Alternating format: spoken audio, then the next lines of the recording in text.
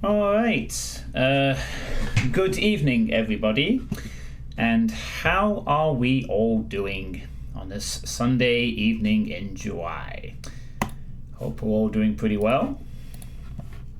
Hello, Redbeard Elite with the Dancing Revenant. How are you doing? There we go.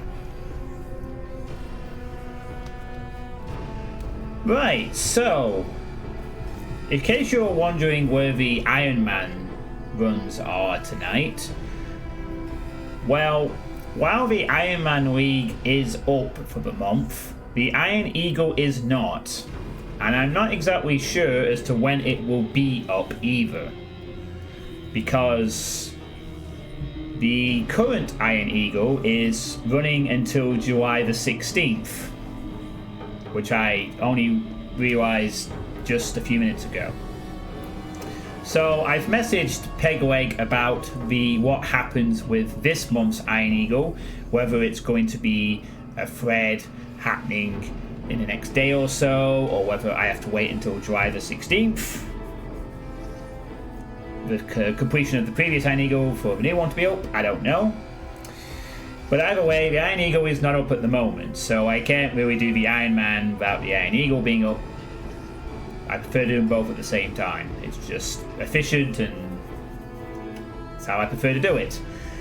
So with that in mind, I don't want to start No Yay just yet either. So I've decided to go and do some killer adepts tonight in Dead by Daylight, because that's also something I need to work on. But fear not, I will hopefully have an answer to the Iron Man question by tomorrow night. And I'll decide what to do from there. But in the meantime, I have business in this game. So, in case you're wondering what the adepts are, because it has been a little while since I've done one of these. Well, you're last in the queue, buddy. You can wait. My current objective is with the cannibal. So, the basic idea of the Adept Challenge in Dead by Daylight is that you take a killer and you use the 3 unique perks only. Only the 3 unique perks, nothing else.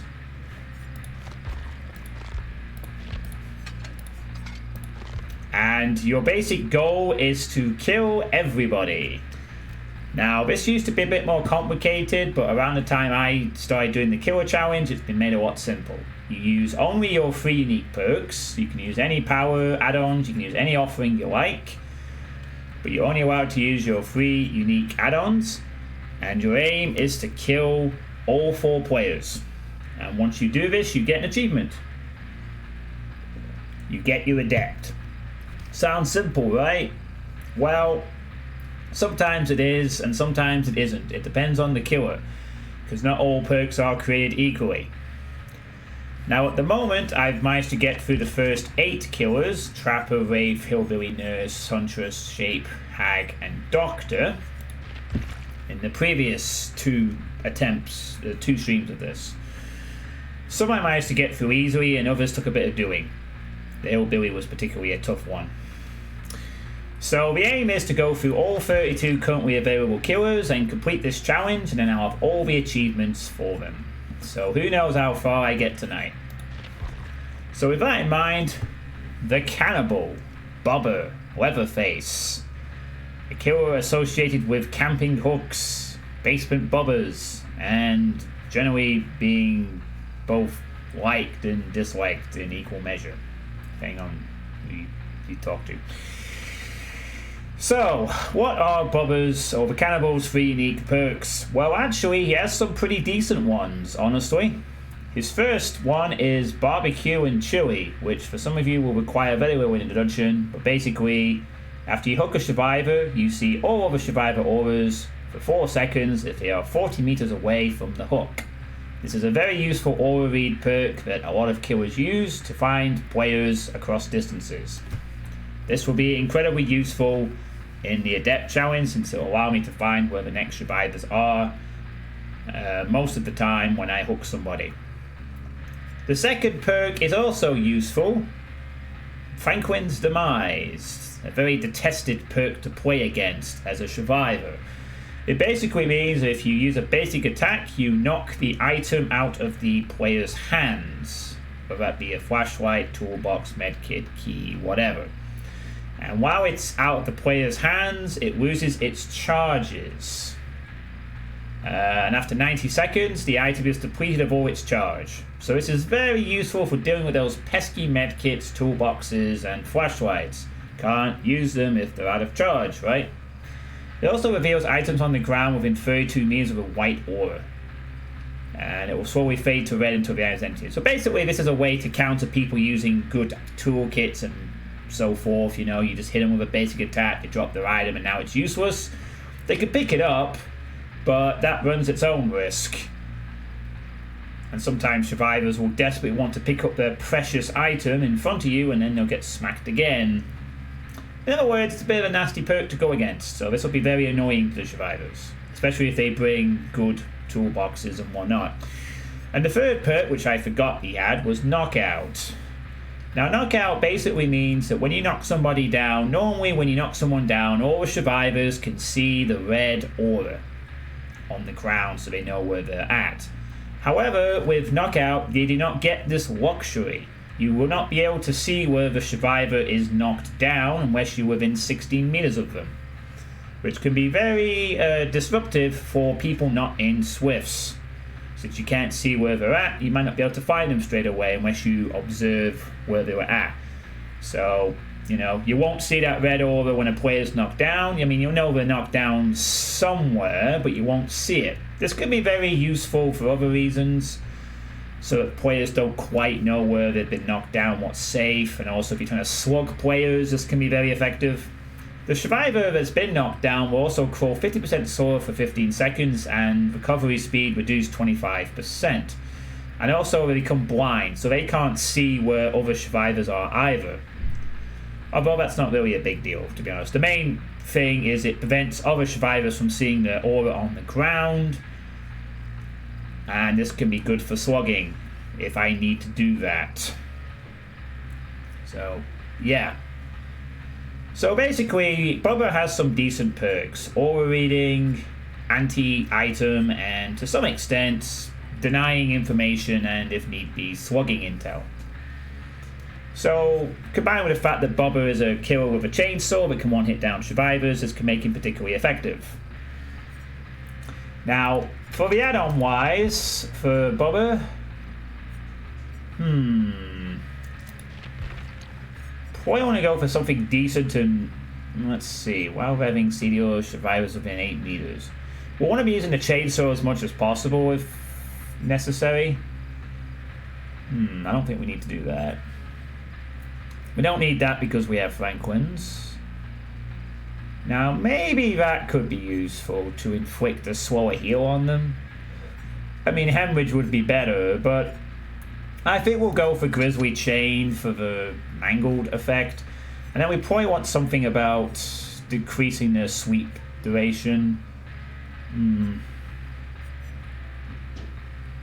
Could go for Chili maybe, or decreases time to replenish the charge by 1 second. I think I'll go for the Primer Bulb actually, to decrease the time to replenish charge, or maybe tantrum duration reduction by half a second if we miss. Yeah, I might go for Primer Bulb, I think. So we'll go for Mangled on hits so that survivors will have to heal a bit slower, and we'll go for that. Now, in regards to the offering, I usually go for a hatch offering, since to get the adept I have to kill everybody, and the worst thing that can happen is the last survivor finds the hatch and leaves, thus denying us the adept. So with that in mind, let's begin, shall we? Other games can sometimes go by very easily. If we manage to catch multiple survivors off guard, we can get some easy downs. But if the survivors are any good, we will have some looping problems. Generally though, Bubba can be a strong killer sometimes, but sometimes he can be outplayed quite a bit. Chainsaw looping is a good idea, but it's not always. It always runs the risk of hitting a random object and going into tantrum. That is the downside to the chainsaw. If you hit an object, you go into a tantrum and you sort of stay in place for a few seconds, allowing the survivor to get away. This might not be the best add-ons, perhaps. I think most people tend to go for those increase the sweep, but we'll see how the game goes. I might have to adjust that if we're struggling a bit. So generally though, I'll sort of be playing Bubba kind of similar to the Hillbilly, where I don't really want to use my chainsaw that much necessarily, unless I... Well, actually no, I'll be playing kind of similar to Hillbilly, but with the fact that the chainsaw is a bit easier to use, since it's kind of spin to win. So it won't be... Oh, actually, I did actually set the... Oh yeah, I did set the Singularity's adept perks. I always do that with the new killers. Another thing to keep in mind also that adds an extra element to the adepts is that this is the event, so the survivors will have extra options against us, including bamboozling vaults and spawning extra pallets. So, but then we also gain extra options. We can one hit down them if we get into Bloodlust, we can break objects remotely, and we can endure stuns. So both sides have a few extra options if we get hold of invitations. I could go for an invitation, well, one of these to maybe get the location invitation, but I'm more concerned about the last survivor escaping through a hatch. So if we control where the hatch spawns, I know where to be where the game ends. So let's see how this goes. So, you had a good weekend, Redbeard? I managed to get a bunch of college work done this afternoon and evening. So, I'm a bit happier now that my college course is hopefully being wrapped up soon. I've got my last college sort of thing to attend on Tuesday night, which is more of a social occasion, but there is some work stuff to be done, and then that's it. I don't have to go anymore, and I can hopefully sign the course off this week, which will be really nice actually. Then I can really start planning for summer and stuff, knowing I don't have to worry about the college stuff anymore. Okay, Blood Lodge. Not a bad map, but that house is going to be annoying. Alright. Now keep in mind that although we do have good aura reading, like with many killers, we're not going to have slowdown for gens, we're not going to have any endgame potential. So, you know, we will want to use our chainsaw as much as possible though. I'm not sure why he chose to do that. So when we hook, we now have to look out for auras. We're using barbecue. Alright, one's over there. It's the only one we can see. Now, it doesn't necessarily mean that all the survivors are in lockers or anything like that. It could mean distortion. It could mean they're in range. Distortion is quite a common perk. Obviously, it counters barbecue. Don't know why this cadet has decided to stand in front of the bubble. Bit of an interesting choice there, I would say. Just as a note, it's for survivors, it tends to not be a good idea to just... I couldn't even grab her, actually, if she was really paying attention. Oh, I didn't pay attention to the barbecue read. Damn. I'm sorry, I'm not used to using barbecue. I used to use it all the time, back when it had 4 stacks of wood points. But I don't use it at all these days, so... As such, I'm not used to having it. Okay, well, we're off to a good start anyway. We have 2 survivors mangled and also... Well, looks like they're fully healed, so I guess the mangle didn't do that much.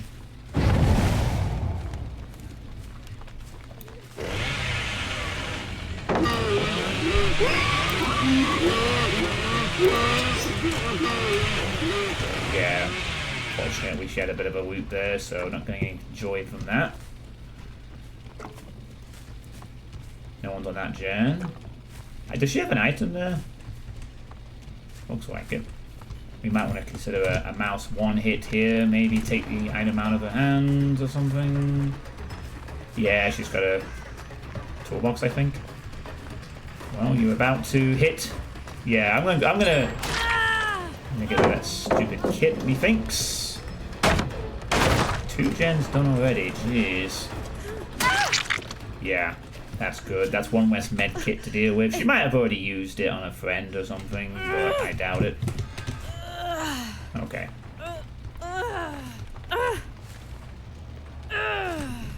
Alright, check for orders this time. 1, 2, 3. 2 over there. 1's going to that, 1's going to that one, 1's going to there. I think we'll check this one. He's going to the house. He's just picked up an invitation. Yeah, probably worth getting rid of this actually. Oh wow, he just went straight down. Okay, he literally walked in front of me, dude. Where is he? Give me that. Oh, he's got boil over. Oh, this must be a different... Oh my god, he's got boil over. That's annoying to deal with. Do I make this? Just barely. Yeah, you can see there's a survivor on the gen over there. That was the one from earlier. Hopefully he's not going to complete that, because otherwise we are in a bit of trouble.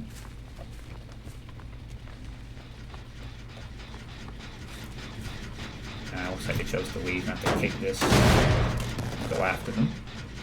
Looks like they chose to hide in the edge. Interesting. Interesting. I think we'll just take that little toolbox out of your hand. Don't need to use a chainsaw here. He has decided to corner himself. Wonderful. That's another item gone. Survivors might be starting to wonder that this could be an adept. Well, barbecue and Franklin's can be sort of common. You can see there's the toolbox on the ground. You can see why barbecue is used quite a bit, can't you? You get a lot of information for 40 meters. One survivor coming straight at me. It looks like she's recovered her toolbox and it's going to sprint burst. Oh, we got a sprint burster. And she picked up a tool, and she picked up a med kit. Yeah, we're going to ignore that. That house is very loopable. She has no items, so we don't need to go for the... If we had an invitation right now, we could actually whack her. But unfortunately, we do not have an invitation. That would have been nice, actually, but we don't know where the invitation is, so we have to deal with the normal sort of things. Yeah, you can see he doesn't read her aura because she is more than 40 meters away. You're gonna lose that med kit again. Yep. You're gonna lose it. I think getting you down here would be pretty nice. Oh, she didn't go back. Oh, she made too much distance now. Oh, she's got an invitation. Now she's going to be a bit more... Oh, boy. I think we could try and...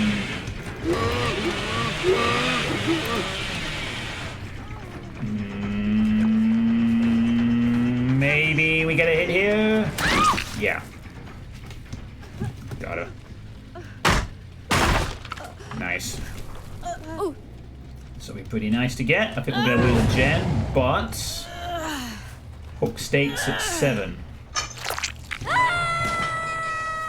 1, 2. They're healing up. Third one, don't know where they are. Again, they could hide in a locker. If you hide in a locker, your aura doesn't get red. It's a common counter if you know they have barbecue. It's what we used to do before distortion was a thing. Sorry, Quidette. This is an adept challenge. I can be an asshole if I want to. Bye, Quidette. And that's her dead. Right, excellent. We got 2 people over there. We got a third one doing this gen. We're gonna pressure this person, let them heal. Oh, she's broken. She has that perk, I guess. We're gonna pressure this guy. Does he have a toolkit? No. We go for the chainsaw then. I don't think he knows what to do against this. Putting out in the open is not what you do. Hello, Shikar. Do you smell meat? So far, this game's going by pretty okay. We got one decent show on looping duty. but... Okay, still over there. We now have 2 deaths. The Cheryl's on Death Hook. Ideally, though, remember we have to avoid the hatch game. We're going to ignore that. We don't have to worry about gens as much now. What we need to do is we need to kill both of them. Oh, the survivor's staying. This one's a better looper. I'd rather take this person out than the other one. We're gonna swing there. That's fine. She doesn't get as much distance because of that. Means I went the wrong way. She's gonna jump that. No. Gonna go upstairs. Gonna go upstairs. Gonna fall down. Get spanked. We're not gonna waste time going for the 4K slug. We're gonna kill her and we're going to go find the killer shack. Wait, where the hell is the killer shack? Oh wait, this is map have a killer shack actually. This could actually be. Oh, he's over there. Oh my god, he's on the hill. Okay, oh no, this might not be good actually. Oh, they anticipate? Oh my god, I might have just screwed myself over there.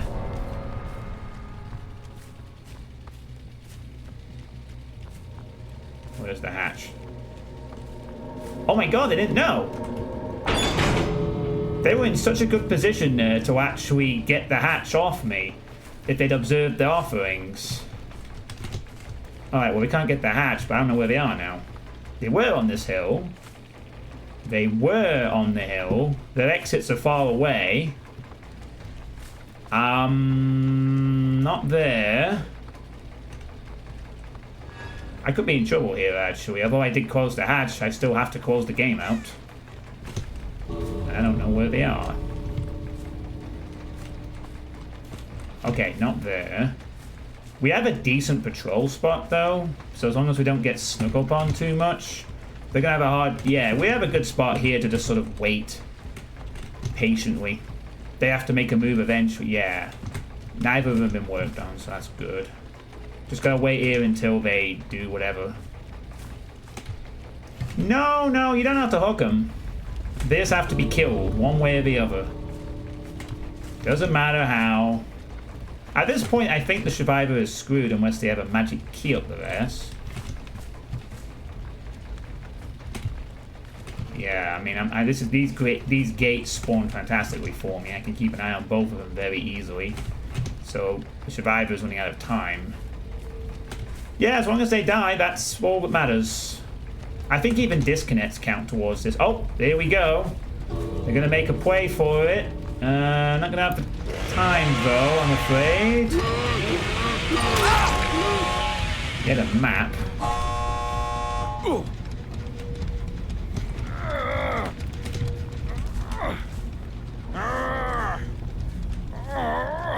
Okay.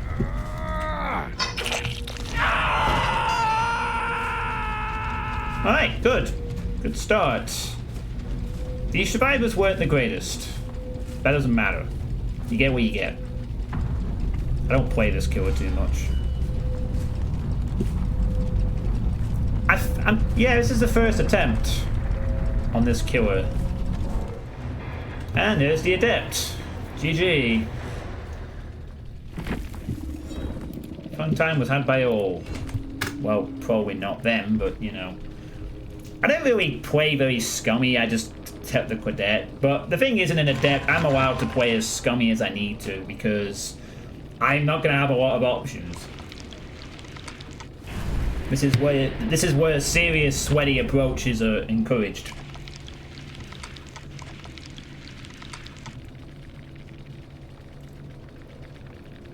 I mean, you know, I've had to play Basement Trapper.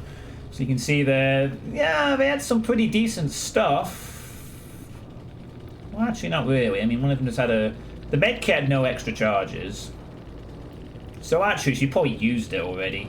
The other two had toolboxes.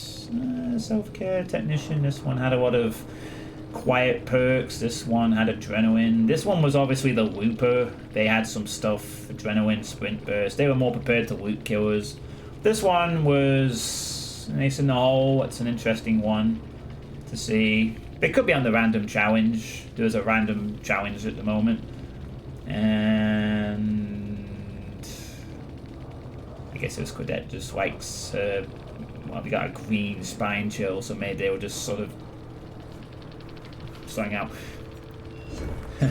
There we go, yeah. So yeah, that's the cannibal done. So, hope you had a good day, Shakara, by the way. The reason I'm doing this instead of the Iron Man's is the Iron Eagle isn't up yet, by the way. If you're wondering why I'm not doing the...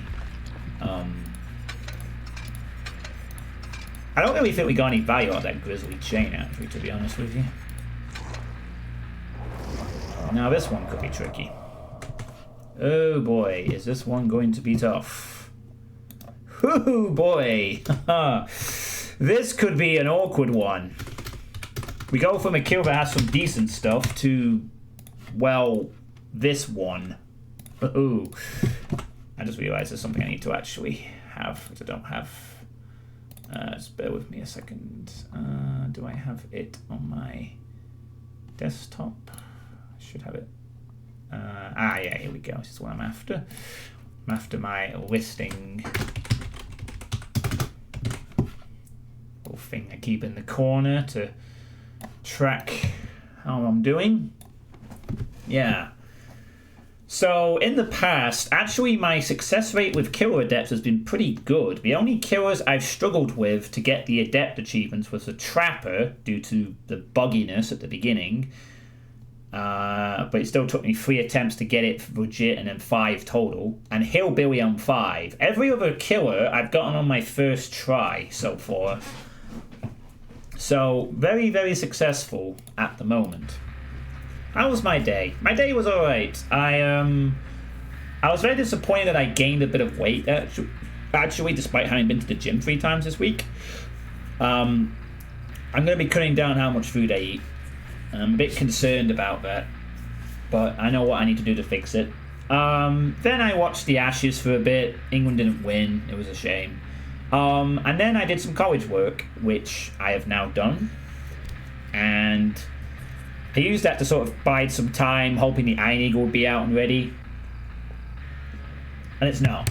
So the Iron Eagle might be out tomorrow or something, or it might be out later this month. Yeah, I should probably do that. I tried to do that once, but again, it's consistency. But you're not wrong. Eating slower, I believe, is a widely suggested tactic. So generally my day's been productive, you know. My college work now is hopefully almost done. I'm getting one little thing from my teacher at work tomorrow. I think I've got everything else ready. I'm at college on Tuesday nights. There won't be a stream Tuesday because of that for the last time. Or plate in the kitchen instead of the table. I think eating slower might be something I'll try. My main problem is just indulging too much at times though. But yeah, eating slower might help. Anyway, so it's been productive, you know. Right, on to Freddy.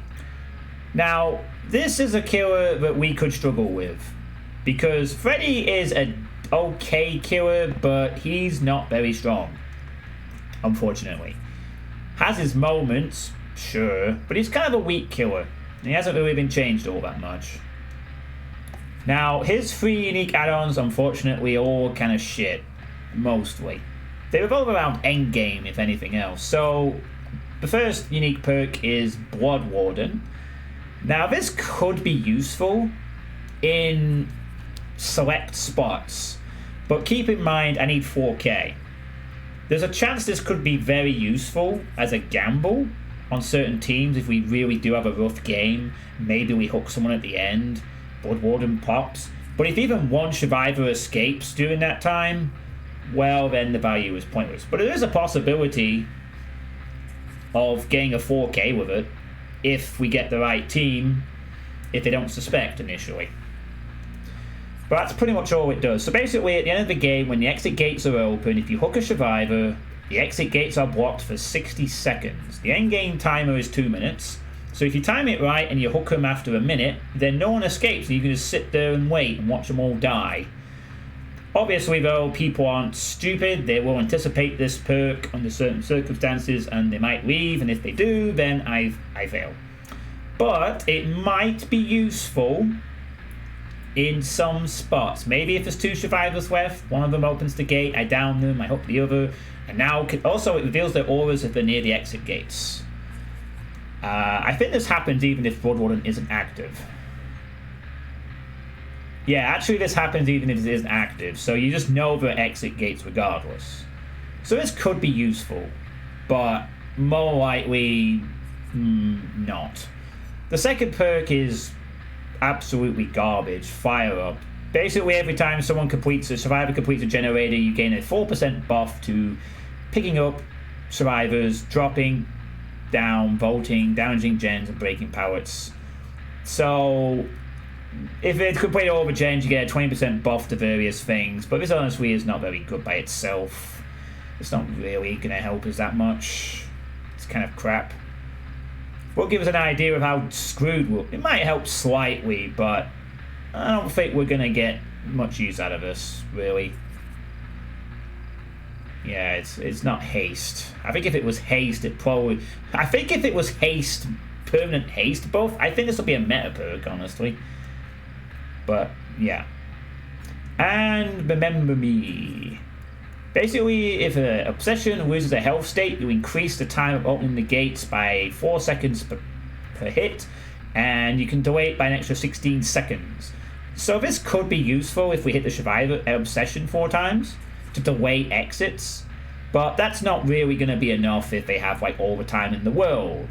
Maybe useful if there's only 1 or 2 survivors left.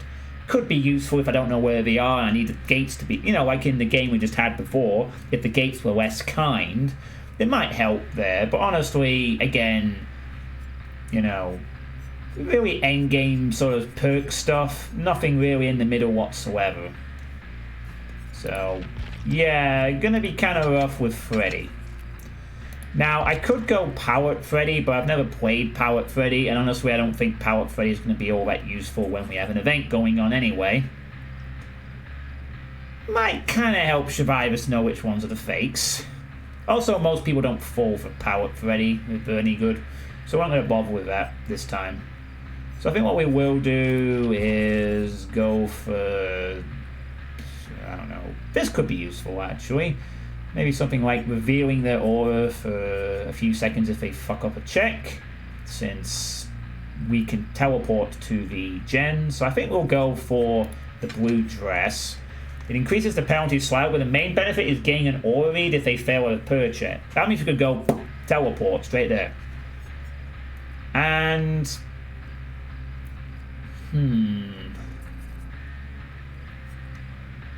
this could be useful as well, actually.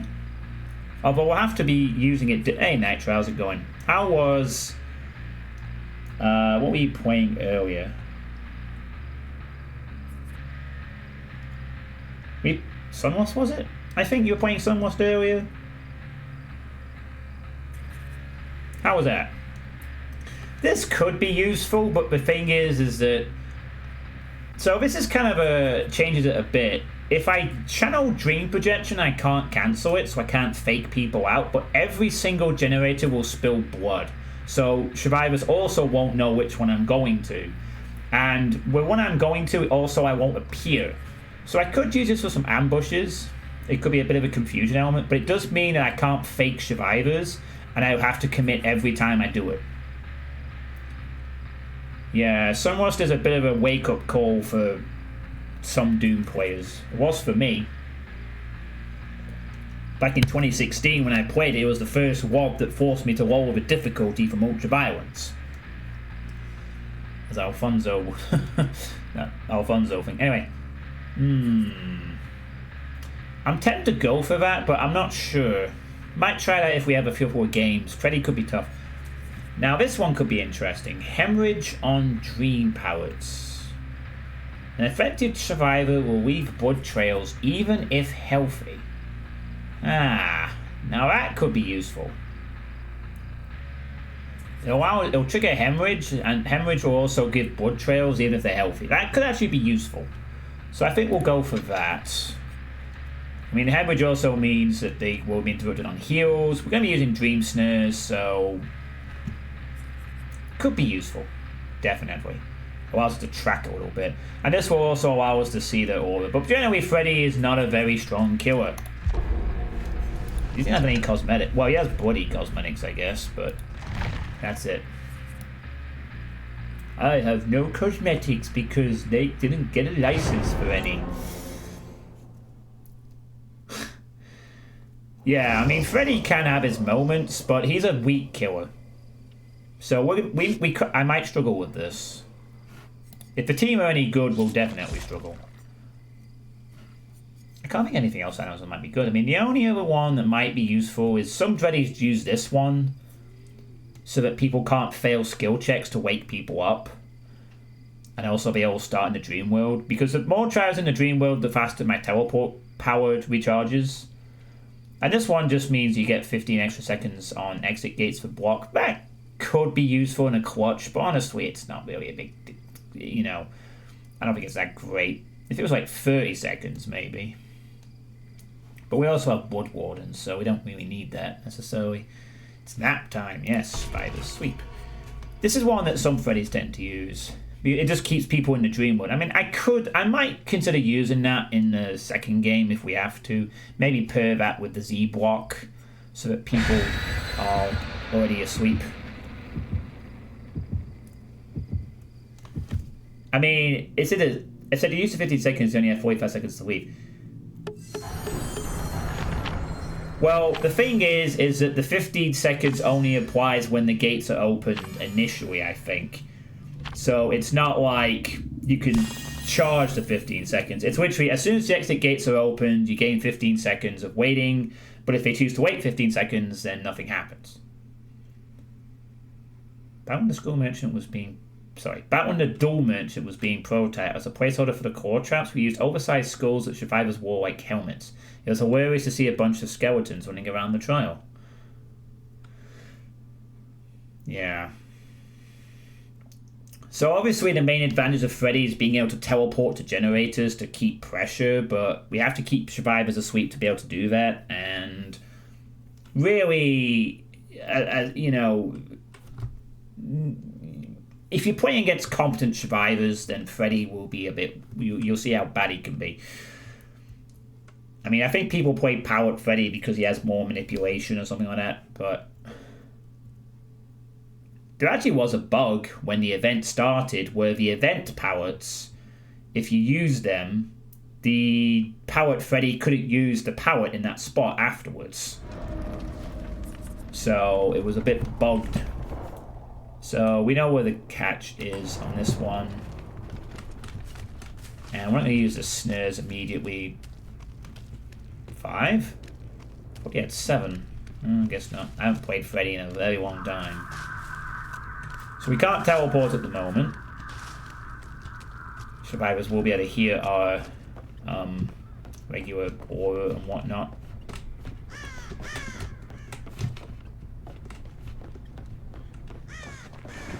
Oh, here's a thing.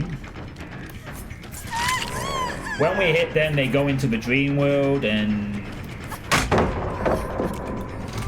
I'm just gonna take this hit here or whatever. Might as well eat that power. This is probably one of the worst areas I want to be. Jesus moly. If I had lunged early there, she might have been in a bit of trouble. I'm not so sure I want to eat every location on this one. Oh my god, she actually vaulted that? I wasn't expecting her to vault.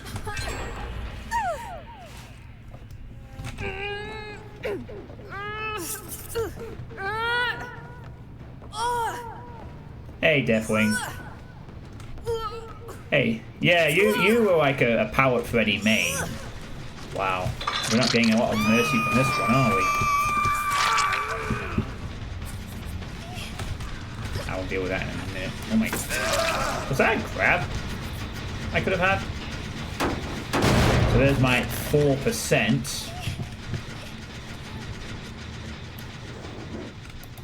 Nah, I won't do that. Gonna need to... Oh god, I forgot you had a flashlight. Oh, she fucking got that. Jeez. What the hell? Someone's still here.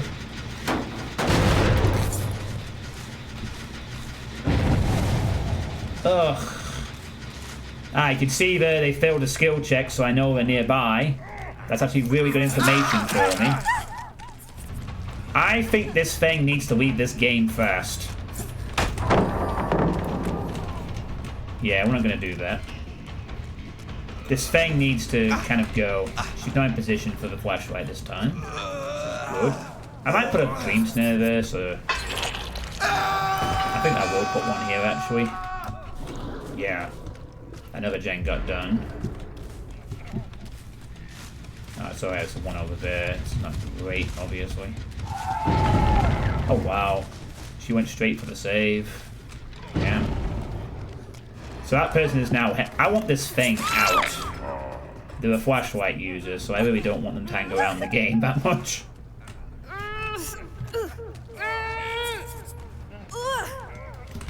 I think he went upstairs. So we'll go and... Yeah, he's up here. That was not a smart idea, sir. Jesus moly, are they fucking getting these bloody gens done fast? My god. Oh my god, he's got fucking power struggle. And that's fucking... breakdown. Okay. This is a Swift, I think. I can't actually hook him. Like, well, I could actually.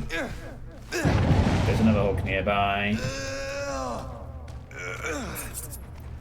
I've not even teleported to a gen in the whole game yet.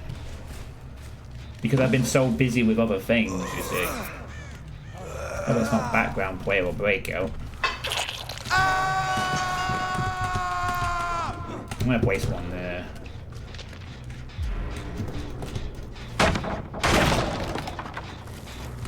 We have a... I'm gonna fake this one. Yeah, I'm gonna fake that one. Oh. Maybe force them to panic a little bit.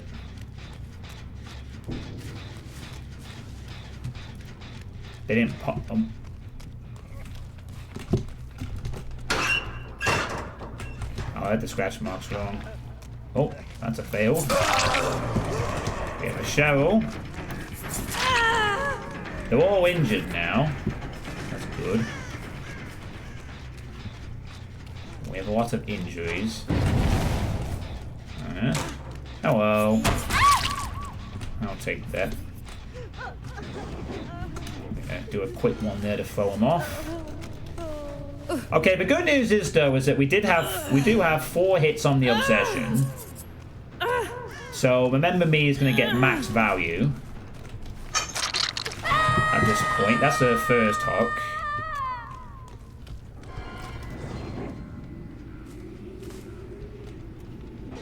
This time we do teleport for real. So I'm going to break this power. Can hear her. Yeah, if we can eliminate this thing, that would actually be really helpful. She's dead on hook, by the way. Finding every power on the map doesn't help though. I'm still tracking her. Need this down very badly. It might cost us another gen, but if we can eliminate one player early, or as early as this is. Hey, what, Sergeant? Turn over TTV. It's not really the TTV, it's just flashlight, just the first person I happened to come across. Alright. Now that was a bolt, I think. Yeah. Oh, it's another breakdown. So we leave him. Actually, no, we don't leave him. We go and claim him right now. I can just go to the other hook. I know where the other one is nearby. Yeah. I think we just about... Ignoring that. Just about make it, yeah. That's his first? Really? We're gonna cancel that one, because I just saw her. Yeah. We now know that the other one's over there at least, so that's good. I'm gonna place snare there. Did I actually place that? Oh well. Oh, no. You fucked up. Oh, he's going for the 3 tries. Oh my god, that fucking hook is still broken? Oh my god, 3 fucking minutes. Too fucking long. You know what, actually? It's not worth keeping you down the ground. I'd rather just have you drop off so I could just reset a little bit.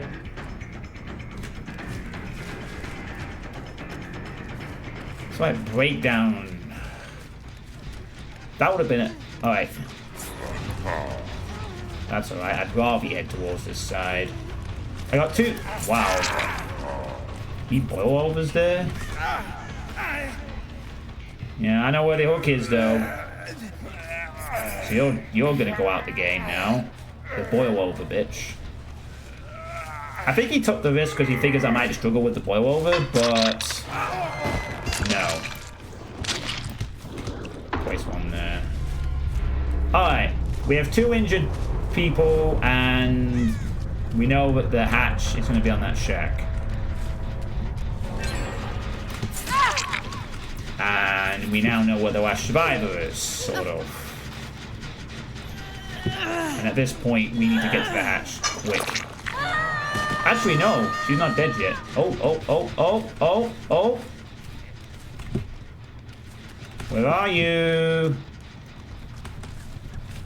Okay, I seriously did see you a second ago. What the hell? Walker? Alright, thanks. I guess.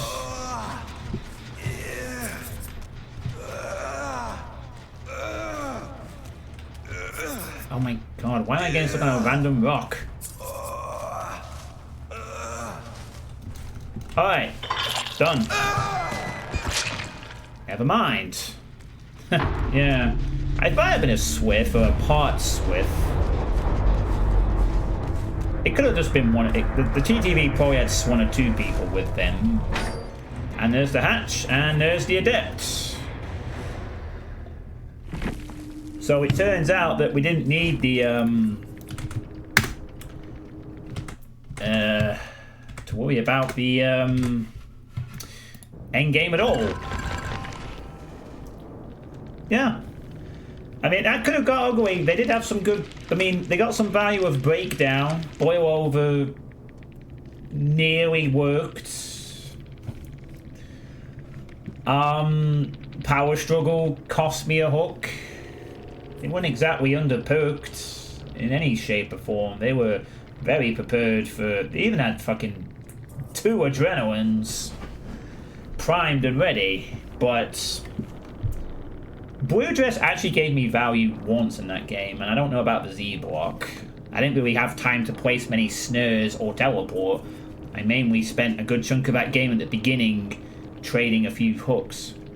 But overall, yeah, that was good. I'm kind of glad we got this killer done when we did, because Freddy is not the strongest killer.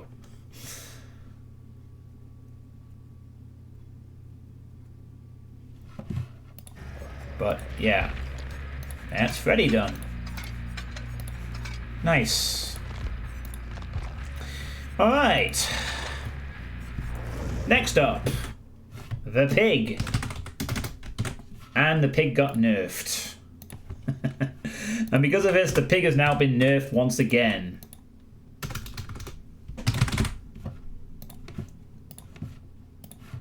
The pig has been nerfed. Nerf the pig. Alright, so, the pig. One of the more likable killers in the game usually. I don't know if that will help whatsoever. Probably won't for what we're going to do, but you never know. The pig, also kind of a weak killer, but they have a bit more going for them. Potentially.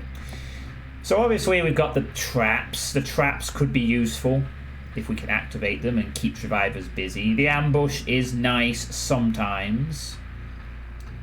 However, her perks aren't exactly great for, well, a lot. Well, it's a bit of a mixed bag. The first one is Hangman's Trick, which basically just lets you know if a survivor is near a hook. You gain a notification if a survivor begins sabotaging a hook, and while carrying a survivor, you see the aura of any survivor within 6 meters of a hook. This is the least selected perk in the whole of the killer library because it's bloody pointless. And the reason that it's a bit pointless to see any survivor within 6 meters of a hook is because this exists, where you can see survivors within 20 meters of wherever. Can't wait to play Wesker's adept. That'll be fun. But other than that, it's just pretty bad anyway. So, you know, I'll gain knowledge that survivors are sabotaging. Maybe useful for some carries, but really not all that great. Incredibly situational and really not going to do much, probably. Make Your Choice might help a little bit. When a survivor rescues another from a hook at least 32 meters away, the survivor will scream and will be exposed for 60 seconds. Unfortunately, due to the nerf of screams, I won't be able to see where they are unless I'm in range. This is a stupid nerf they did where all the effects of screaming were no longer global but localized to a certain radius. So I'll hear them, but I won't see the scream. I have to. In fact, I won't even hear the scream if I'm outside of a range, so I won't even know who it is. You used to be able to just hear the scream and globally and know which one it was. You could identify it by the sound. Now, if I'm far enough away, I won't hear the scream and I'll have to guess. But it could be useful. 60 seconds of someone being exposed for a bit. But I have to stay away from the hook. So that means if I'm hooking people, I need to move away from the hook to make the most of this one. There's a good chance I'll probably ignore this perk half the time and not really try to build anything around it. But we'll see. And the final perk could be a little useful. A bleep for information, not for slowdown. Surveillance. Any regressing generator is highlighted by a white aura. If the regression is interrupted, it will be highlighted by a yellow aura for 16 seconds. I can also hear noises on to 8 meters more. So basically, you know, if I kick a few gens and I see a one turn yellow, I know that they're working on it.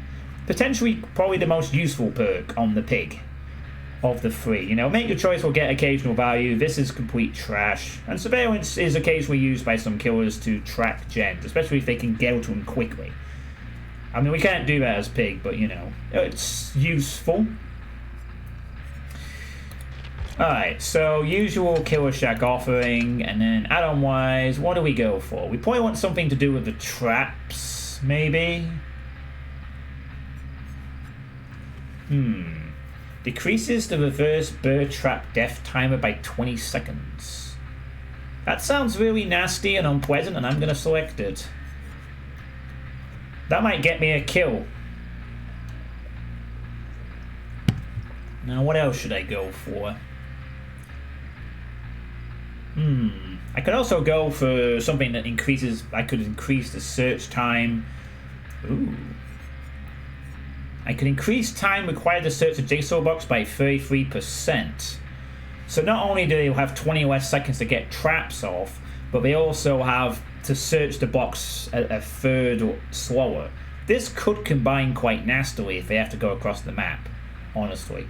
That would also mean that survivors with traps on I'd probably ignore for a good bit to try and force the timer. Or at least injure them or something.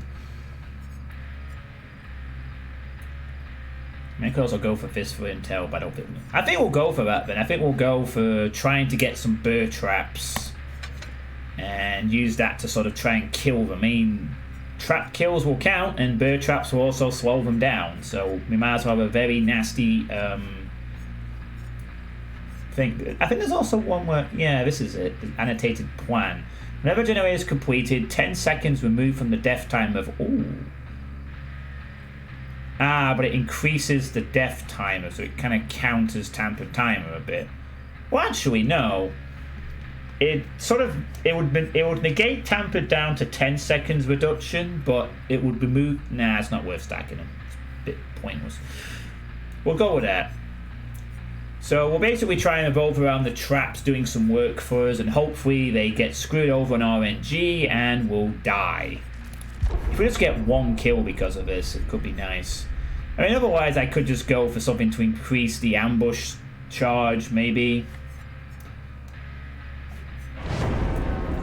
Something to maybe affect... I mean, there's also the option of adding stuff onto the bird traps, but the bird traps sometimes just get removed immediately. So, you know, stuff like reverse bird traps, inflict exhausted until removed, could be useful, again, in some spots. But, you know, sometimes survivors can get bird traps off pretty quick. I mean, obviously that I'm doing the same thing, but the idea is that hopefully there'll be one survivor that gets absolutely screwed over, has to search 4 boxes, and gets killed. There's also mangled, there's also... there's one that does blindness as well. Hemorrhage. Yeah, there's one that does blindness, isn't there? Is there one? No, there's also this one, which is something to do with the power, maybe. Now, we'll try this out. We'll try to make the bird traps really oppressive. As oppressive as they can be.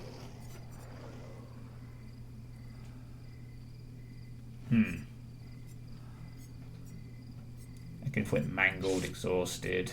Oh yeah, here we go. Blindness, the face mask. This could be useful for countering some perks. Although, keep in mind this doesn't negate the ability for survivors to see the jigsaw box. Otherwise, it would be pretty powerful. So mainly with the pig, we're going to want to be trying to make sure that if I do use bird traps, it's at a point where I feel it'll be activated.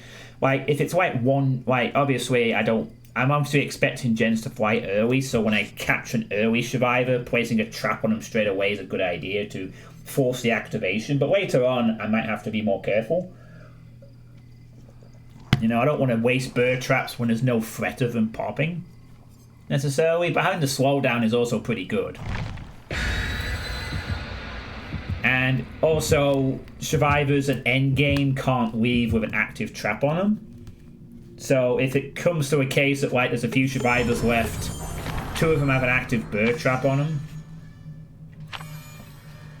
then I could go after the one that's not got a trap, and then the other 2 will have to waste time searching boxes to escape safely. Unless one of them gets hatched, but we'll deny that, because we've got the offering. You aren't even YPH streamers like that. Yeah, I sometimes find it a bit bemusing when I'm up against a streamer and I want to kind of check the channel and they're not live. I mean, you always expect someone with a TTV in their name to be streaming, you'd think. Let's all agree we did a pretty good job so far this time. And then you show the absolute worst thing that everyone also agrees you fucked up with. So no, Christian, we're not agreeing you did a good job. Kill switch the doll merchant and rework her, please. She sucks. She is worse than the twins, mechanically. For brain deadness. Alright. Keep in mind surveillance does not work on normal gens. They're only regressing ones. And only for a select period. Looks like the pressure in the middle. We have a Christmas jumper Leon, who likes Wesker apparently. He might be a bit of the stretch. Alright, well obviously we're going to put a trap on him because this is the early game and survivors have a massive advantage early on. So most likely he will have an active trap quite soon to deal with. I mean, it seems like they're most likely going to be over here and here and here, so we're probably going to have a gen pop in about 20 seconds. We will Yeah, we will put some surveillance on that one, because that's a pretty... Nice. She's going to go for the rescue right away. No, she went to loot instead. I think we'll get rid of this power. There's the gen, and the unhook. We'll kind of leave them over there for now. If they want to waste time working on generators, and we have a free gen over here, that's fine too. What we don't want is them to start sort of doing both sides, if possible. We maybe want to... We don't want to go after the Leon, because he's got something to do at the moment. But we do want to go after the one that saved him, and... Oh, I think that's actually... Yeah, that's great. That's fantastic. That's an interruption of his attempt to get off. We don't chase him, we leave him. He's already under enough pressure with the time. Quick and quiet, and balanced landing, I think. Oh!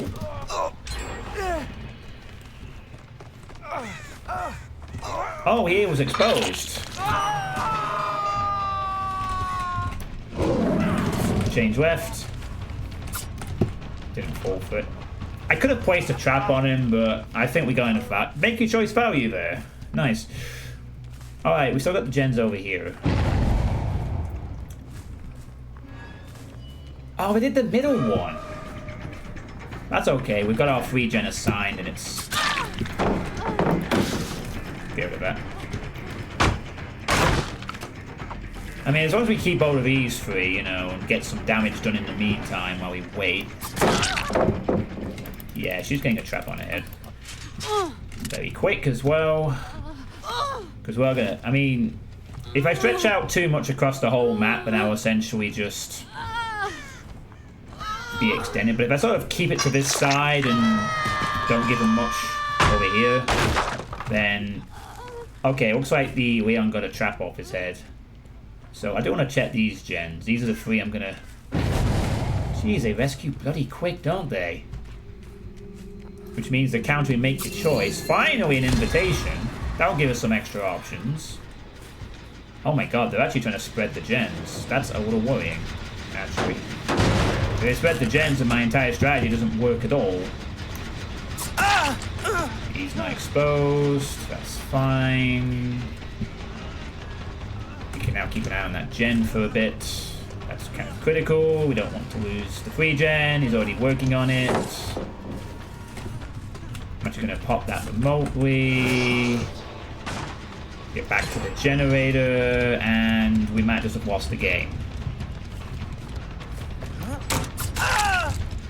Maybe not. Okay, this is now looking very bad because the survivors have literally managed to split up on the generators. We might just have lost now. Barring they fuck up. They've broken my free gen, and they now have two gens on the other side, which they might just pop right at the same time. Possibly. Yeah, I think we've lost this one now. Yeah, the whole idea... Yeah, they might just pop the last two gens immediately. I mean, the only hope now is that I just go for a massive string of downs. I literally need... What the hell am I hearing? Is she still got an active trap on? Yeah, she does. Alright, we want to injure her, but then leave her alone, basically. She's not really a... Yeah, we're gonna leave her. We injured her, that'll do. That gen's not being worked on. Oh god, they got a perfect split. There's no way I can defend this. Two active trap. My only hope is that we get... And maybe then I can kill them. That's my only hope, that the fucking RNG screws them over for once.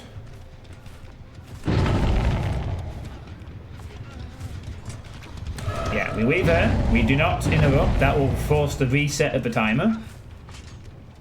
That will force the reset of the timer. That is perfectly fine. We want these two to die of traps. What we need to do is go after the ones that aren't trapped and kill them. Or trap them. She left that one. Oh no, that means it's at the other side. I've not even seen the other two. Okay, that might just have worked. That's massive delay. If they get screwed over on RNG and they gotta go across the entire map, what if one of them dies? But they're not working on it. Oh, he's healing. Considering they're in such a good position, the fact that two of them have traps on their head actually really helps. Otherwise, I did one already. Boom! And one's dead. Nice! Tampered time of fucking value. Let's go. I'm gonna go straight through. Might throw him. Nope. This is great. If the other one could kindly... Nice. Let's kick that quick. One more trap for you, sir. Alright, well, with no more traps, but the traps have given us such good value, such good value. Nice. If the other Leon would pop too, that'd be great. Alright. I think the Leon's gonna die as well. The other guy just decided to heal for a bit.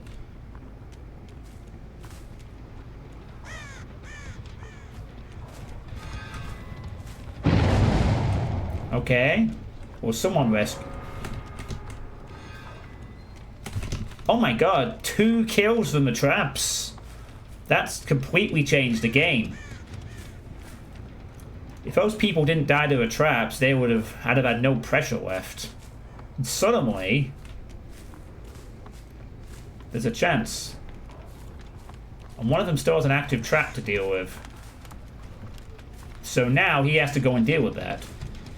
Now, I think he was on the second hook. But we really want to go after this erect pirate. Yeah, he's not going to cause me problems right now. I'm going to leave. He's also injured. So we don't really want to go after him right now. Even though his trap isn't active, which is fine, it does cause pressure. If the other teammate just pops it randomly, he now can't leave. Unless he deactivates it. So that will slow him down. Going after him will just basically... not really be necessary. I mean, it's a bit of a risk. There's also a chance, obviously, you know, we could have just killed him there and then and played for hatch, but we don't know where the other guy is. I'm gonna take the risk, because at least if one guy pops the device generator, the other one can't escape unless they get the trap off. They're gonna have all the time in the world to do that necessarily, but okay, so they haven't even worked on that one, which means they're staying on these two over here. Surveillance tells me that's the gen they're working on. Derek is still distracted on traps, so that's good. That's slowing him down. I could have crouched over here, but I want the speed. I'm going to kick this again. I'm going to keep surveillance on it. The other one hasn't been interfered with yet. Hopefully this is the guy that's healthy. I think it is, because there's no blood trail. Where'd he go? Oh, are they both here? Howard. Oh. That's a dead. Don't want that person. No, thank you. Oh, hello there. Oh, someone's doing jigsaw traps on the other side of the bloody map. While this guy seems to want to be very fucking elusive. Annoyingly. Yeah, a little bit annoying. Where the bloody hell did he go? Oh, he's got an event powered. Oh my god. Fuck's sake. This fucking guy. Getting a goddamn bloody... Yeah, you don't get enough advantage of that, do you? Oh my god, lord. Yes, you can't use that anymore. Now he... Okay, well this is bad, and we're gonna have to ignore him now. Because the other guy... Well, actually, the other guy is injured and way on the other side. Wow, wow, wow, wow, wow. A fucking looping demigod. Alright, we're gonna go kill the injured guy and force a hatch play. We should just... Now we're going to be made to pay extremely and horribly But fuck it, we're killing this guy and gonna play for hatch. Oh my god, where the fuck is he gone? He's over there. Thank God. Okay, let's hope this guy isn't as good as the other one. Jeez, he isn't. I know he's working on the other gen right now, but I can get to the hatch quickly. Let's go. I would kind of hope this guy isn't immediately dead, actually. But he is. Oh god, oh god. Oh, he cops the last gen. Oh, please don't notice the fucking horde thing. Please don't notice the offerings. Please be way out of position. Oh my god, you fucking cunt bag. Absolute fucking cunt bag. I literally lost. I should have just. My mistake there was not killing that other guy earlier. That was my mistake. If I should have just killed that guy and just played the hatch, then the other guy would have been chased forever. That was a terrible mistake. No, it wasn't a good game. That was awful. Awful. Awful. My mistake there was I need to kill that other guy. He was dead on hook, and I literally let him go to the other side of the map, heal up, and cost me the game. I don't know why the hell I chose to do that. That was a terrible fucking decision. I got so much value off these traps. 2 players killed. All I had to do was kill him, go to the hatch, close it. But the thing is, there was a risk associated that he was uninjured, but at least then we'd play a gate game and maybe I would find him and kill him. But that was the mistake that cost me, because I had to go to the other side of the map, get the guy, put him on a hook, and then, yeah, that was just fucking awful. That was a massive mistake, and it cost me the game.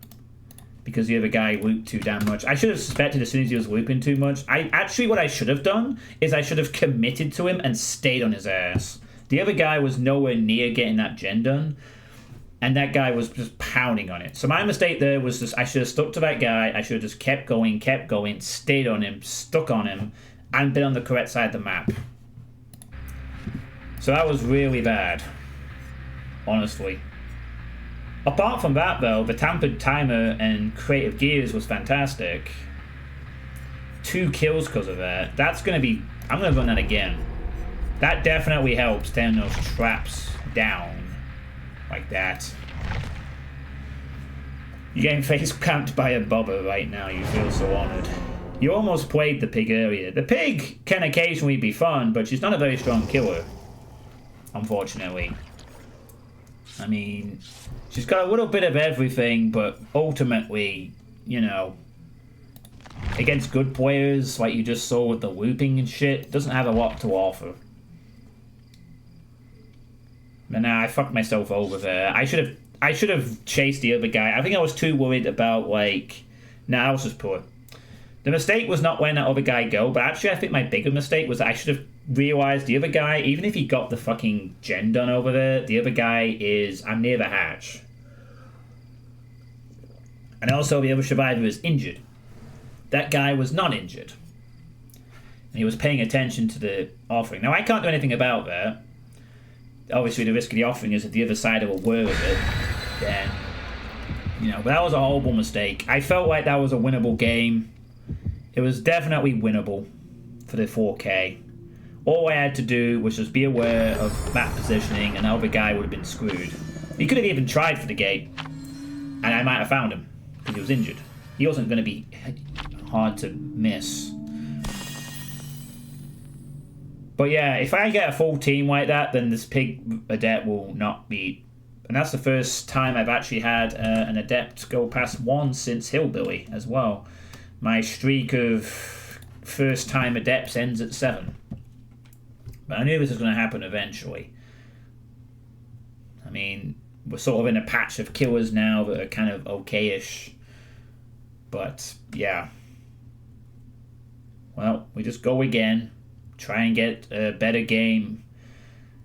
I mean, to be honest with you, if I didn't have the tampered timer and those 2 trap kills, that game would have ended a lot earlier, because they broke the free gen quick. as well. So I wasn't even getting a free gen of opportunity. I wanted that free gen next to the hatch. That was smart, but they broke that quickly. And that's the problem with a lot of the killers we're going to go against. Some killers do not have any slowdowns. So really you're relying on aggression and just getting quick downs. If I have to drag out every chase for way too long... I mean, the pig has some slowdown with her traps, thankfully. This is a horrible map to be sent to. Although we weren't actually sent to it, but... You know, the game sent us here.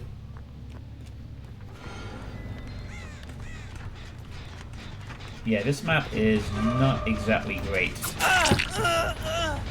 But it could be worse, I guess. We're not going to kit that because we need early pressure at these points. I mean, ideally, I have to think first chase. Someone's going to pop a gen and the chase ends. That's a trap on someone's head.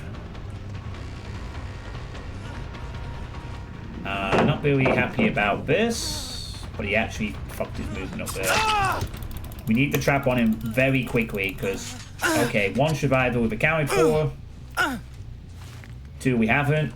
Gen's probably going to pop in about 20 seconds after we unhook this guy. But now he's got a trap on his head. And now we go back to the gen we were at. We're not at the school. We're probably going to be back on that one. The shells, the Fang is going to be on that gen, probably. Yeah, this gen's probably going to pop in my face. Nope. Alright, maybe we'll kick it then. Make your choices procced. We actually did hear the scream, so we know that was the Fang there. It might actually be worthwhile to go over there and see if we can get the Fang. Because she's exposed for another minute. We can see the timer there. We're not going to go for the Leon. We're going to go for the Fang. Make your choice actually delivered. And another trap is going on. Because I've accounted for one other player, but there's still a 4th player we have not accounted for. No basement here, unfortunately. Oh wow, Hangman's trick actually telling us where the Leon is. Not really that's an issue at the moment. He's actually healthy, we need to inch. Okay, there we go. Now we can leave him. And we're going to leave immediately. There we go. Oh wow, deliverance. Okay, that's fine, I guess. They haven't left yet. Oh, he's up there.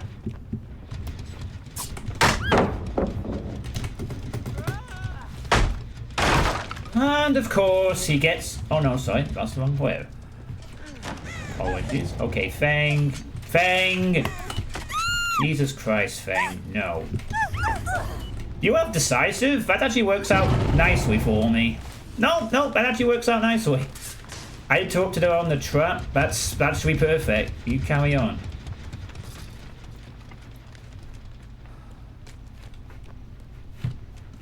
Okay, well this is... Yeah, those 2 people are very busy right now. I'm not too bothered about the stealth element. I just want to... You know... And we don't have time to use the stealth element of the pig that much, unfortunately. It's more useful for stuff like this where you want to stealth little mind game things, if possible. Not always easy to do that though. This is going to waste too much time. I'd rather just break it and get him. There's 2 people who are currently very busy with traps. In fact, thanks to that decisive strike, that wasted a good bit of time for the Fang.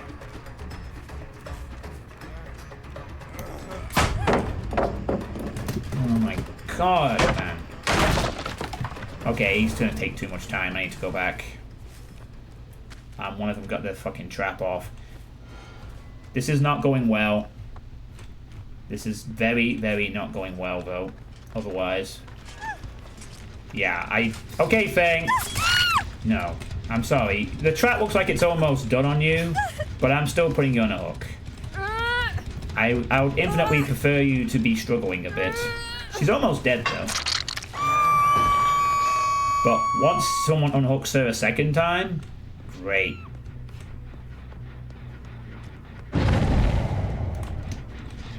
Okay, no one's here. Yeah, she's gonna die though. She's gonna be dead once she gets off that. The tamper timer will ensure there's not a lot of time spare. So she is done for. Barring a minor miracle of some kind. That's fine, that gets rid of one of the god powers. Yes, they can replace them on these maps, but there we go. Tamper timer giving me some value. We're going to ignore him for now because he's going to take way too much time. And our little combo has paid off yet again. This guy we need to get. Oh my fucking god. How many god powers do you bloody get? Another bloody god powers. Alright, they're all injured now. Fucking. Oh no. No. Get up. I have 2 traps remaining, so if we do manage to, by some miracle, get this guy... Okay, he just ran straight through. That's a horrible door. Not really happy about that. Too much time chasing, not enough time downing. This map is annoying. Okay, at least they're healing, so they're wasting time on that. Good. Wow, he literally healed just to get hit again. Good job, buddy. Which we could use some kind of bloody fuck up from these guys. I know ambushes aren't really going to work very well on this map, to be honest. Is he actually running straight into me here? Yes! And they got the fucking trap. Gen done as soon as about 5 seconds too early. Oh. Why am I seeing that over? Interesting. I just saw... Was that underground as well? Oh, I hear a chest. Oh my god. There's someone doing a chest. The hangman's trick somehow saw him when he was underground. I'm a little surprised. Hi. Yeah. Hangman's trick actually getting value for me? What am I seeing? Oh, he has fucking boil over. Jesus. Get out the fuck through the door. Yes. Thank you. Finally. Alright, the last 2 traps have been activated. The gen spread is bloody awful. Again. I've not had any time to sell for gen spread in this game. It has literally just been constant having to be on the move.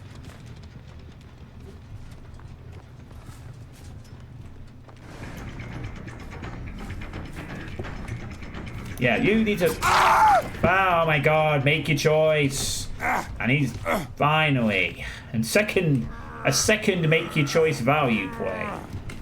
I'm happy to hook this right next to the gen. Good.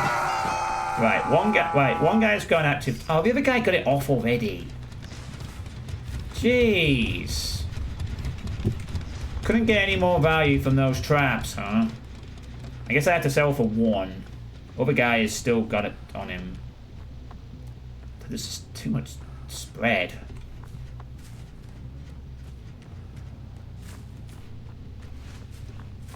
It's kind of... You know what? I need to go for that. Fuck whatever that guy's doing. There's someone right now who's also exposed. Yeah, they chose to heal on the hook.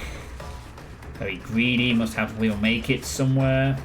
So this Leon is hopefully screwed. He's gonna double back? I'm gonna leave that. That's not a very safe power. Unless they have a wife. Nice. Okay, one guy's got an active trap. The rat just gotta be dead. Perfect. Finally. Something going my way a little bit. So he's dead. Good. One guy active trap. For now. Well, not active, but it's something to keep them busy if they do bust out the last gen. Gen spread is awful. Again. But... hopefully we can create some pressure. But this gen spread is disgustingly bad. No one there, though. You know anything about this is that this guy might just go for jigsaw boxes and be patient and then go for gens, and then I have no pressure, and I literally would have to then commit to one chase, which I'm probably going to have to do anyway. Neither of them are dead on hook. No gens are being worked on, though, so I wonder if they are just going around jigsaw boxes. I might check jigsaw boxes, actually, then, if you're going to try and pop them off. And in fact, I think I will.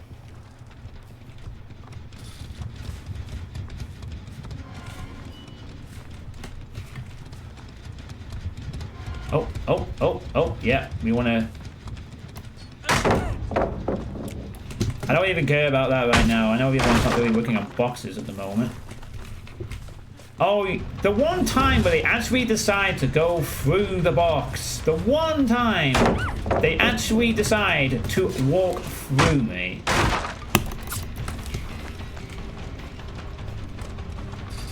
Literally the one time. Fine, you can stay injured then. I'm a bit more concerned about the other guy, because if the other guy just pops the gen, you now still have to disable your trap.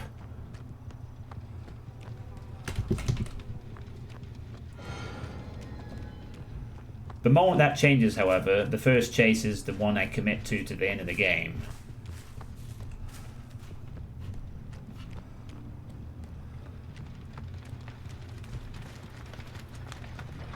Oh, look at that, it's working on the gen so bloody much. Surveilling the gen at this point is pointless. I think this is the guy we go after. We just stay on this guy no matter what. Even though he's got a fucking near infinite he could probably be using, because this map is awful.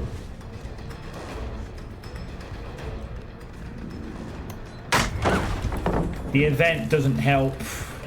They can just spam new gen spawn pallets. But we stick to this guy. Oh, he got his trap off, but he wasted time to do that. That's another guard pallet. The one I can't do anything about. But it's gone. The other guy, at least we know the other guy is not going to be immediately popping on a gen. He's actually gone by past the gen. And blew it, so I think that's regression. This is very irritating. But it does mean the other guy is... Oh my god. You see what I mean, though? The pig has nothing really for decent... That should have been a hit. Dear fucking god. You see what I mean, though? The pig has nothing against good whoopers. This is why the pig is not a very strong killer. He had adrenaline? Well, we've lost the game now. That's it. We've just lost the game. The other guy got his trap off. He has adrenaline. That's it. We can't get adept anymore. Luckily, adept... Fuck me. If I had a bloody invitation, would be nice. Then I could have exposed him. Oh look, another god power. In fact, why is that? Ugh, I thought I broke it. So the other guy's just gonna walk out, and that's the end of the adept. I can't do anything about it, unfortunately. Jesus Christ! Can I please get a good map? Also, being sent here wasn't very helpful. This was an awful map. Awful. Where the fuck is he gone? Is he gone? He's gonna go to the exit. This is bloody awful. That's the second time, by the way, that I got value off my fuck. Just get out. Get out. Get the fuck out. Don't you fucking teabag. You got the fucking easiest map in the fucking game. Bar Garden of Joy. You don't get to teabag on Garden this fucking map. You pieces of shit. You get that piece of shit map and you teabag. Nice. Feel proud of a hollow win. Asses.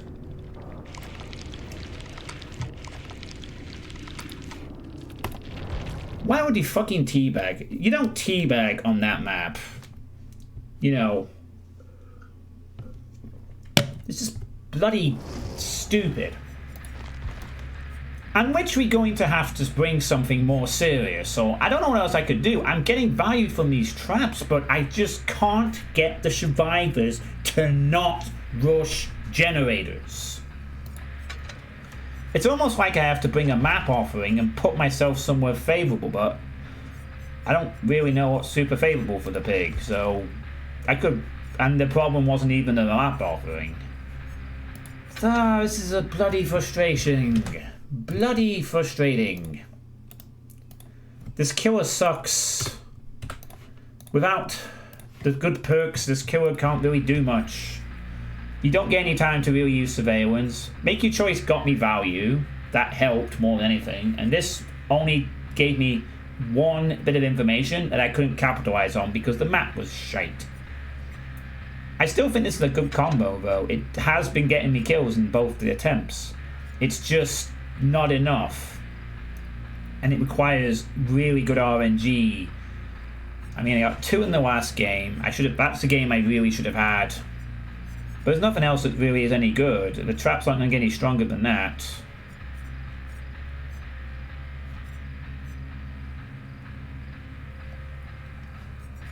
I think this is about as mean as we can get. I don't really get annoyed at survivors like that, but I'm on adept. And I don't know why they're teabagging when the game has... that just bugs me a little bit.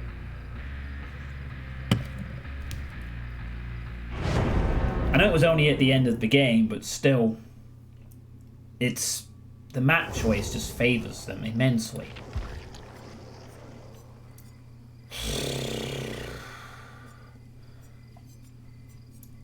I mean, there's a possibility that this carries on. I'm going to run out of these add-ons and I'm going to have to use other things or buy some more, but, you know.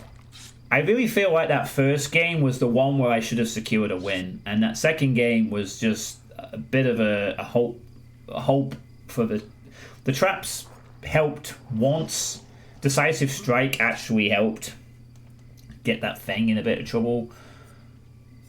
I think it's about as mean as we can make the traps. I don't think there's anything else I can really do on that regard. I mean, I could improve other aspects of the game, but then the traps would, you know, just maybe help, but... The bottom line is the pig does not have a lot of strength and her perks are all over the place. Make your choice was the most useful there. I mean, surveillance would be nice if I could free gen. If I could get a free gen set up, then surveillance would be fantastic. I could definitely hold a game with some surveillance to some extent. But I can't. In both games, the survivors have just rushed gens. I've had no pressure. And then it comes down to a close game, and both times I've been spread out. It seems like I'm very dependent on the traps actually paying off. Like, if I can get those traps to kill 1 or 2 players, and the game, and I have some gens to spare, I have a chance. But, ultimately, you know, it's so tough. You know, this is the kind of games you get. I mean, obviously, if I had some normal perks, I'd have had a bit of an easier time in that game. You know, brutal strength for kicking those pallets. But that map is awful. Always has been for killer.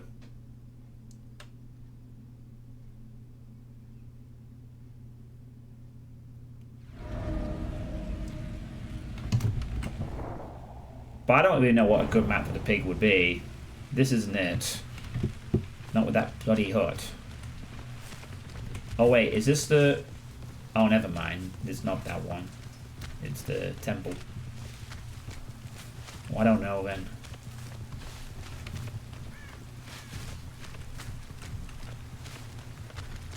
I think basically though my add-ons are about as good as they're going to be. I don't think we're going to get anything really better than that. It all comes down to just... I need a game where the survivors completely throw the game, or I just pull off miraculous kills. I mean, I could do some crouch ambushes, but I'm not getting any chances to do that. And literally not. Like most games, the survivors are all just whooping, whooping, whooping, whooping. And, you know, I can't afford the time to be setting up a crouch and then unsetting up a crouch. I need to leave him because I'm already needing to put pressure on here. I can't get up there. I have to go around one way. By the way, if they pop 3 gens, I already lose the game unless endgame trap barrage happens. I need to win that first chase, and I'm already losing the game already.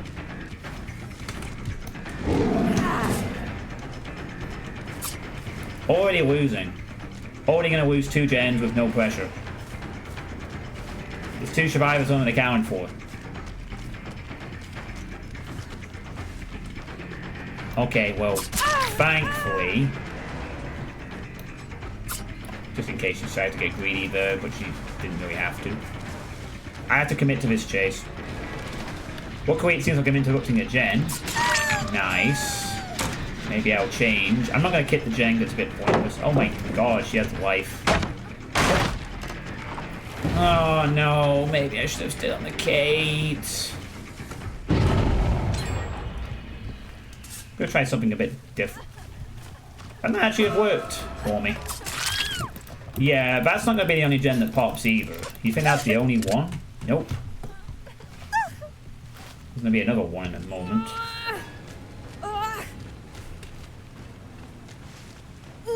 She decided to give up there for a second. I don't know why. You're massively ahead in this game. You know what I'd take right now? A DCing survivor. And first hook or something, so I could maybe have a chance. Look at that. That's second. Third one almost done here. Yeah, look at that shit. And she has fucking sprint burst. Boy, I am getting some rough games as pig tonight. And now, literally can't even secure this because, you know, what's ambush gonna do here? Nothing. You know what would really help? Invitation. Then I can pop people with insta-downs. But I don't get to go for an invitation unless I give up the shack control. I'm starting to wonder if it's worth it. But also I have to actually have some offerings to bring, which I don't. And oh dear God. I think this is the guy that's exposed. Let's hope so, because this game could be over in another 2 minutes. I have not. This is the roughest game of them all. I've only found 1 survivor, and it is taking me so long to get another one. Wow, what a great power that was. Jesus moly, why are there so many fucking powers? And why are they always getting the better of me? Alright, because this killer is shit. Really terrible. I'm gonna lose this game. I might as well just sit in a corner and accept the loss right now. The only way I win this game is if they make a massive blunder. Well, they're not going to, because every chase I get into, they always make the correct choices. And now he's lost all his value. And now I need to leave him and lose the game and fucking stop using these add-ons, because I'm just gonna... Look at that shit. Fucking...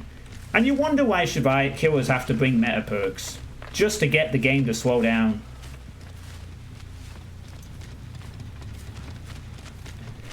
What I need right now is the biggest fuck up of all time. Let's go. Get the fucking trap on it, because the gen's gonna pop now. If a gen pops right now, I'm gonna drop her for adrenaline.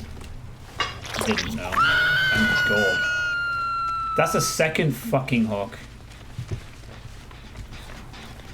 I might as well kit this for surveillance or something, so we're going to gain a massive advantage. Please be in the locker or something. Nope. They didn't even hang around the locker. Okay, the other person got their trap off, but now they can't leave if the game ends suddenly.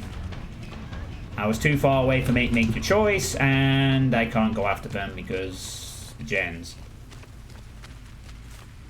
I think for the next game we're going to have to... Well, they're not on the gens at the moment. The other one is still regressing, thankfully, but dear God, they're already everywhere. I need more downs. More people with traps on them. They're already trying to leave. Ah, that's what I'm going to do. Instead of ambushing, just go for the stealth creep. Force pressure. Is that still being worked on? Grief! How did they get so much fucking distance? How? Are they all running we'll make this? Made for this? Whatever the fuck it is. When I play a survivor, I'm looking to get anywhere close to that level of distance.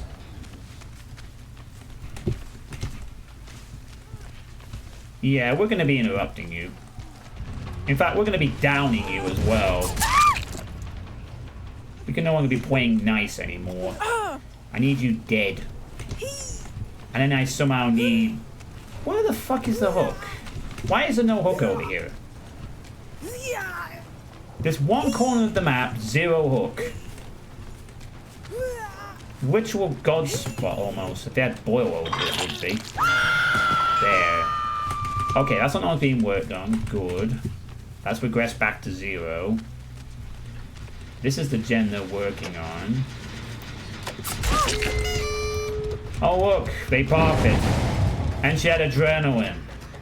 But now she can't leave yet. But now my traps don't do shit because they can't activate at this point.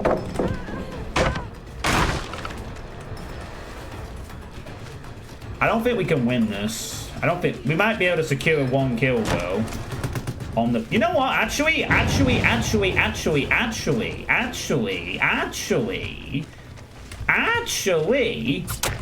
Yeah, now you got fucking tick-tock. The clock's ticking. You ain't leaving. I'm gonna lose the game anyway. I'm gonna go after this fucking person that's going for the trap and I'm gonna sit on them for the rest of the match. Yeah, you ain't getting your friend out. You wanna fucking rush on my ass? Fine. She's actually chose to heal up, which is a massive bad idea, honestly. I don't even want you. I want the one that has a trap on her. And if I get it, I'm just gonna down. I'm gonna...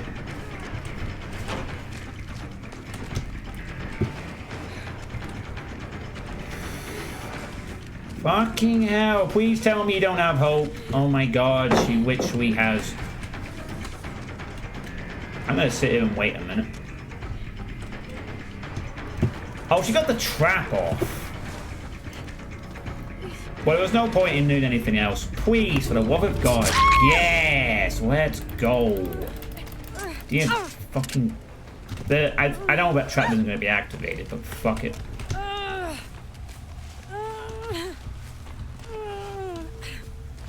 We're not going for the hook here, by the way.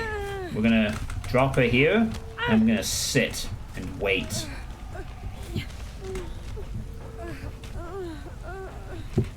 Your thing is far, far away. Yeah. But you can't escape in time. In fact, if no one comes to save her, then she just dies anyway. She has no time on the clock. I have control of the hatch, so it's nowhere near you. What are you doing? Leave. I'm getting my 1 kill. And I'm staying here as well in case you have Unbreakable for some stupid reason. I'm not leaving. In case you have Unbreakable. Which, you know, I won't be surprised if you did. Oh, look! Unbreakable. Suddenly. What the hell is the speed boost, though? Why do you get a speed boost from Unbreakable? Yeah, you can fuck off with that shit. Why the hell do you have a speed boost for Unbreakable? Yeah, but now I can hook you at least. Yeah. Thank God for that. Since when does Unbreakable grant a fucking speed boost? Well, she had sprint boost. That's her first hook, but she can't use Deliverance because she's the last survivor. Oh my god, that was a horrible game. That's probably one of the worst adept games I've played yet. Not much I could have done even with better add-ons against a team like that. I would literally have to have all the slowdown perks possible. Absolutely horrendous. I'm checking the perks on that person as well. I don't know why they suddenly had an unbreakable burst of speed. Oh, they did have sprint burst. Okay. Yeah, fair enough. That's why I stayed on her. That's why she was trying to. That's why the Leon was trying to bait her out. She was trying to distract my attention, but I smelt the unbreakable there, and I was correct. Might have worked if I'd screwed that last bit up, but I didn't. Thank God for that. Wow, Kindred. They had Kindred. That was awful. That was the worst adept round I've had so far, without question. There's literally nothing I can do if they play that well. I just lose straight up. This is probably going to be now one of the and I thought the trickiest one would be Twins or Freddy or something. This might be the hardest if I'm going to get people like that. You know, there are some killers that aren't as strong either, but stuff like Clown has Slowdown. Deathslinger has... Well, he's also going to be a tough one potentially, but he has better perks to work with to some extent now. Same with Pyramid Head, he's going to have some decent stuff. Twins is going to be a nightmare. I mean, I don't really know what else I can really do. I mean, my perks are shite. And I literally need the survivors to not be gen rushing me, and I need to literally have any control of the game. You see, the surveillance would be great if I could, say, bring this with me to reduce the time.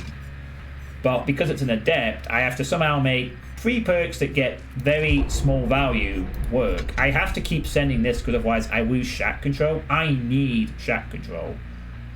Otherwise, I'm completely at the mercy of RNG, and I'm already pretty screwed with that. What I need is a game where I get the pressure early, not them. In all of the games, they've always had the good early start. Right, so it makes me more annoyed now that the first game was a bust. That first game, if I had won that, I won't be here now. I feel just annoyed that I screwed that up, as I did. I mean, if this goes just as bad, I think I may have to take a small break from this, honestly. Because I could be here for a long time. If I keep getting good sides like that, I could be here a long time. Because this killer is not very good against competent survivors, and although I have great... These add-ons are going to be pretty good for the traps, but that's it. I have 14 more uses of them unless I start using Black Ward, which I don't want to do, really. I really need shack control. That's more important than... I mean, I can always just get more add-ons. If I need to invest in the Blood Web, fine. But... Good God.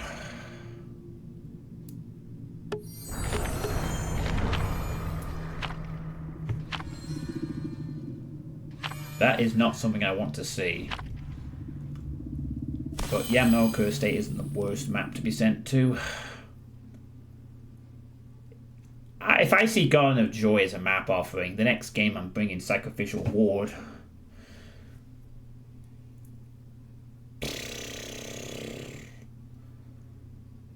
I can't believe the pig is the one causing me trouble at the moment. I mean, I could be honest with you. There's a chance that the rest of this stream is me just getting bad pig attempts. But it won't be that, because if I get another really bad game, I'm breaking. I'm taking a break. I may have to look up a guide or something, or whatever it is. I really don't want to have a kill that takes like 30, 40 attempts to get adept, ideally. That would just be disgusting, especially since it's not even past the halfway point of the challenge. You know, like imagine if there's like several streams where all I did was play pig and fail after time, and because if that's the case, then literally it just comes down to getting a group of survivors that are very cooperative. You know, like I've had some of that in other games where it's like I thought the game would be tough, and then the survivors have just not been able to deal with the power or whatever. You know, I thought maybe the pig would be okay-ish, but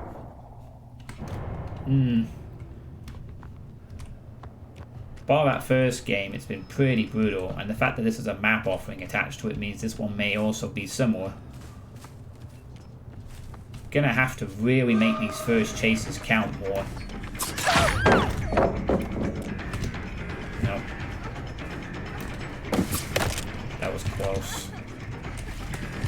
I'm gonna uncrouch and see if she's... No, she's not stupid. I still have sound tracking thing. Good. Oh my god, an invitation! Maybe that will give me a bloody edge. Yes, essentially it will. There. That's the edge I might need. Like, fuck all these games where survivors are looping. I can just go for insta-hits now. That's also something I've had to deal with. Event stuff, giving them extra resources. The ability to, you know, create event powers to create extra loops. And not something I've been able to enjoy. I'm not sure where that gem popped. Doesn't matter. We got someone down. Unfortunately, the trap won't be active. Not really.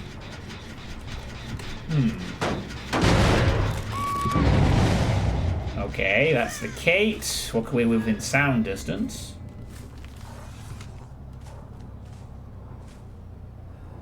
Let's see if they hear under the hook. Looks like they are doing. Oh, this is good. This is good. We might be able to... Wow, that's good. Yeah, here, have this on your head as the second gen pops. Oh, you also have boil over. No, it doesn't really matter in this spot. We're good. Good. Whoa, getting some lag. The traps aren't active, so I think we need to go for this. Yeah, we need to go for this. I'm not being... If the traps weren't active, I'd ignore you, but honestly, I'd rather just have you dead. I'm infinitely happy just to have you die early. Okay, now the traps are active, but you being on death hook would also be great for this game. But I can now choose to ignore you if I want. Right, so you've done all the gens over there. Did I just see some scratch marks? Oh, there we go.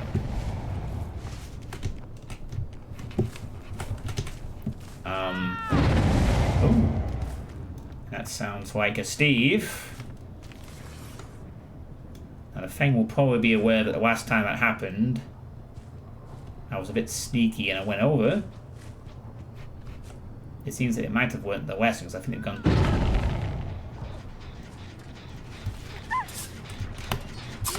Yeah, I'm not messing around. She's just gonna die. Now. I'm just having to be killed. Oh, come on! How many bloody people are gonna use power struggle? I can't fucking keep accommodating for that in every... She needs to die. Please don't have it. God damn it. If I can get... Hang on, is that the... Is that the... No, he's almost... He's almost... Yeah, this is what I could... Actually... Oh, no. No. I was thinking to switch over my Bloodlust aggro to the Steve. Yeah, I'm sorry, but I literally need this to go perfectly. Now, this is where we're going to be patient. Now we have something that we previously haven't had. The ability to... So they can waste his time. We're getting to chase a little bit further.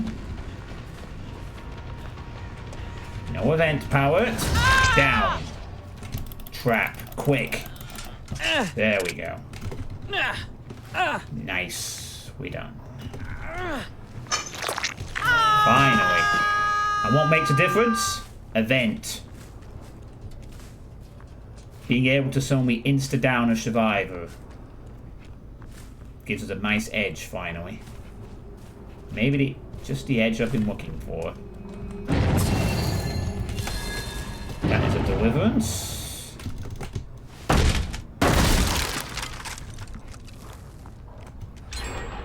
And his trap's active. Okay.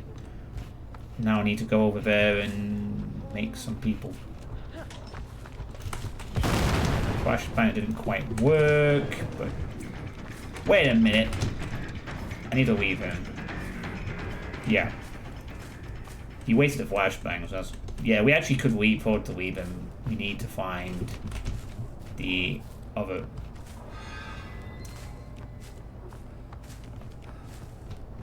bird. But I think I'm...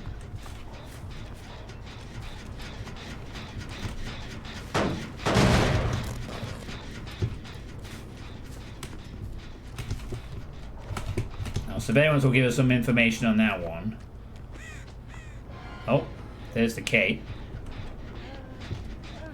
Again, we're going to ignore... Yeah, trap on her head immediately.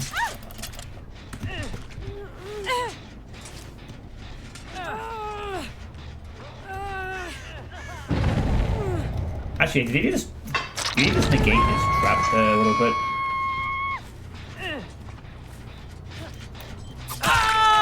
Yeah, I'm gonna have him reset that. He's not dead on hook, by the way. So. Oh, look, Hangman's trick gained some value. Nice. Hey, Hangman's trick paying off again. Okay. Well, we couldn't. Well, now we go after the bill. So it's starting to look promising suddenly. That doesn't really matter, they're all injured. Make a choice was... Oh my god, I fucking lost him somehow. And he's trying to take me to the other side of the bloody... Fuck it, I've somehow lost him. I don't know how I did that. We're okay, though. I think. We still got some more of an active... Oh my god, another fucking player, but that's the fucking trap removed. Oh, that is infuriating. No one's died to a trap this game. However... Yeah, I'm sorry, Kate. I know in a normal game I might be appreciative of such a gesture, but this is an adept run. You must die. I think they'll understand when they see what perks I'm running. You can't really expect to be given mercy on adepts. Unfortunately, that was the other person with a trap on him, so... That's here, Steve. Okay. Now. Alright. This is better. But we have to close the game out. Now, the Bill... I think the Steve is dead on hook. The Bill isn't. So... We're both here.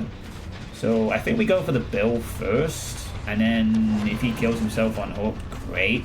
I guess. He's gonna go back. No. He's gonna stay on the trap. No. He's gonna walk straight into me for some reason.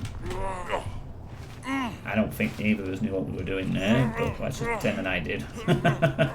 Okay, so even if he kills himself on hook now, the other one is okay, not fully injured, but wow, and he just gave away his position with that. Now we go after him. He's heading away. Oh god, where has he gone? Why do they keep managing to just vanish out thinner? Thanks, Steve.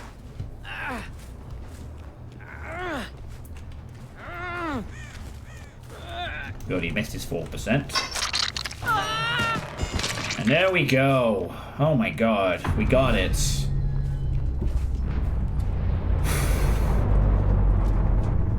Much better game. And there's the adept pig. Bet they're glad they bought that map bothering, huh? That was stressful. I mean, one of them gave up, to be fair, but you know, again, an adept. Mercy is off the table for adepts. Whew, boy, that was a very spicy game. We got it. No real value from, not massive amount of value from the add-ons this time. Actually, maybe a little bit. The increased time to search might have helped keep them at the boxes a bit longer, perhaps. So yeah, oh, chat's a bit quiet. Hello, is the chat still there? So yay, the pig is done. Oh man.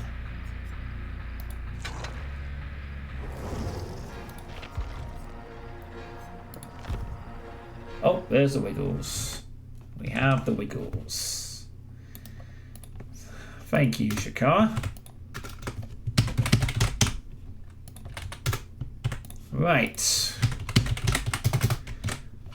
So, wow, up to nearly 750,000 blood points. All a lot to spend on the singularity later on.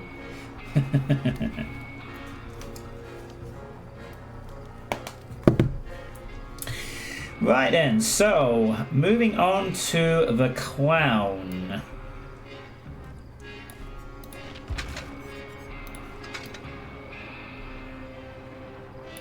Doesn't really suit you, does it, in a sense? Ooh, that looks nice, I think. Alright, so, the clown. The clown is also kind of a sort of not very strong-ish killer. I mean, it's kind of funny. We go from Bubba, then in between 3 sort of squishy ones, and then we're going to have the Spirit. A nice little string, actually, after that. Legion is... Plague can be difficult, but she's very oppressive. Ghostface depends on what skills I get, but he's got some nasty stuff to him. Legion, insane. Goes pretty well, actually, for a bit now, until... maybe Demigorgon, but anyway. So yeah, I'm leveling your Warlock in World of Warcraft right now to take advantage of the plus 50% experience event going because of Diablo 4.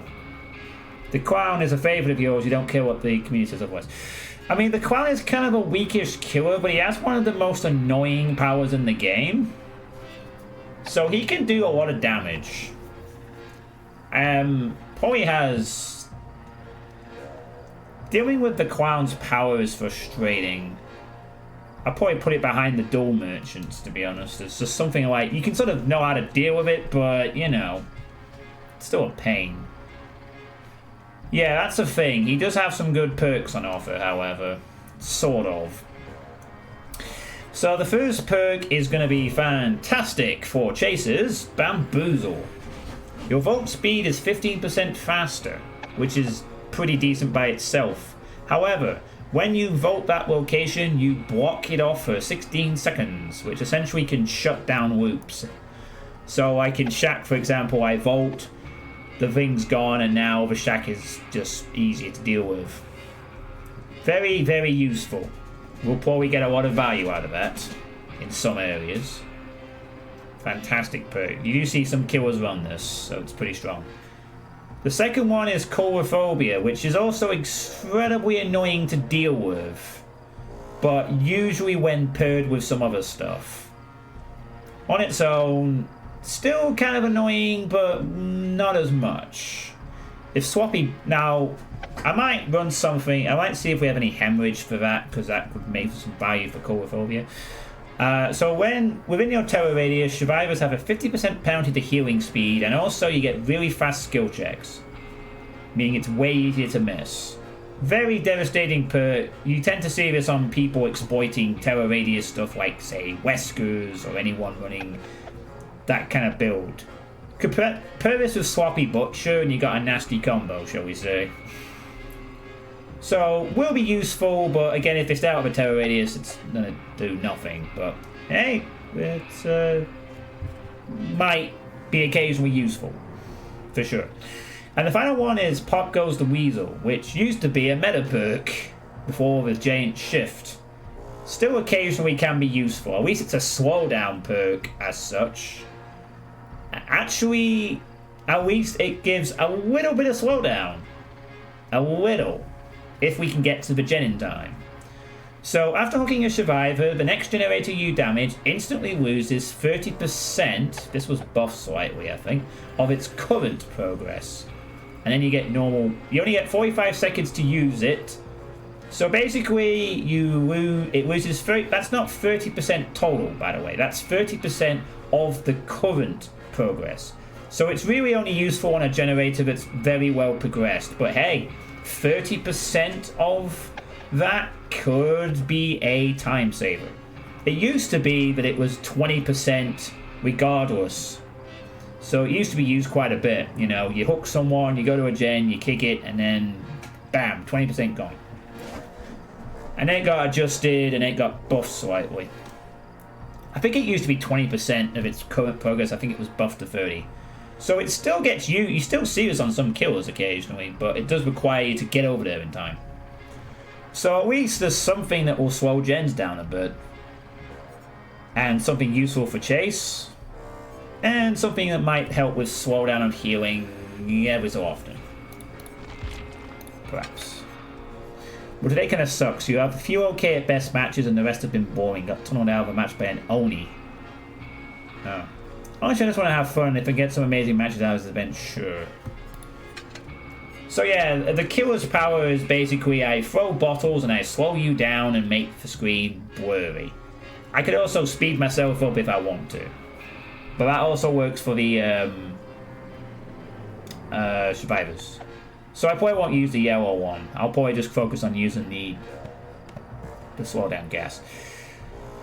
Right, add-on wise, if I wanted to really go for it, I could just go for the pinky finger and just try and insta-down people. May consider that. Am I doing all the killers? Yes, all the killers are being done. That's why there is that up there. So yeah, I'm doing all of them in order from starting from the Trapper and going all the way to Singularity in order.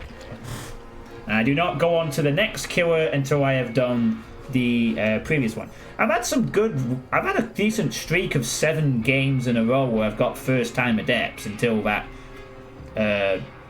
just now with the pig. So I've actually had some decent easy runs sometimes, but trust me, it used to be much harder. In the old days, before they adjusted the requirement for adept on the killer side, not only did you have to kill everybody, but you also had to get the emblems to double iridescent, which means that you couldn't kill the survivors too quick, you had to defend gens, you had to win chases, and you had to double pip. As well as killing everyone. It was much more difficult to do.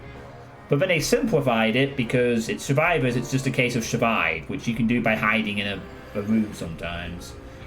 And survivor adepts were sometimes stressful too. If you max out all 4 categories but one person escape, no. You have to kill everybody. They changed the condition.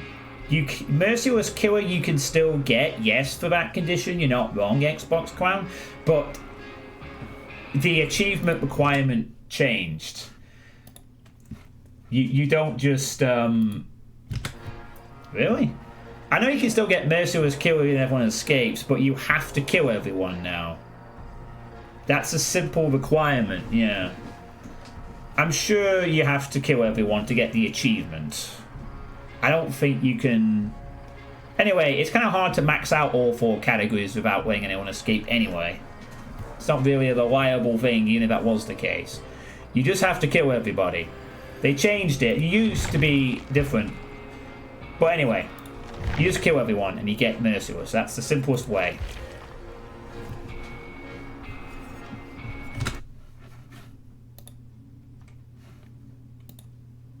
Yeah. Oh, you have to achieve a Merciless victory, but the easiest way to do that is to kill everyone. Well, Survivor-wise... I mean, I have done Survivor side. If you look at my YouTube channel, I've done all the Survivor Adepts. Survivor Adepts were kind of easier-ish sometimes. It really depended. I didn't spend more than 4 attempts getting a Survivor Adept the entire time. I mean, Survivor side was frustrating because I'm not as good as that side. But sometimes in some games, it was just a case of be very cowardly, hide for hatch, which is what I did a few times. Killer side, you have to kill everyone, so... It's more fun, but it's a bit harder. Yeah, you can't just, you know, you have to actually do some work. I mean, technically on Survivor, if you're really good at hiding, you just hide the whole game and then just get the hatch at the end or whatever. But anyway, right. Now, add-on-wise for the clown. Again, if I wanted to risk it, I could try this one so I get the insta down.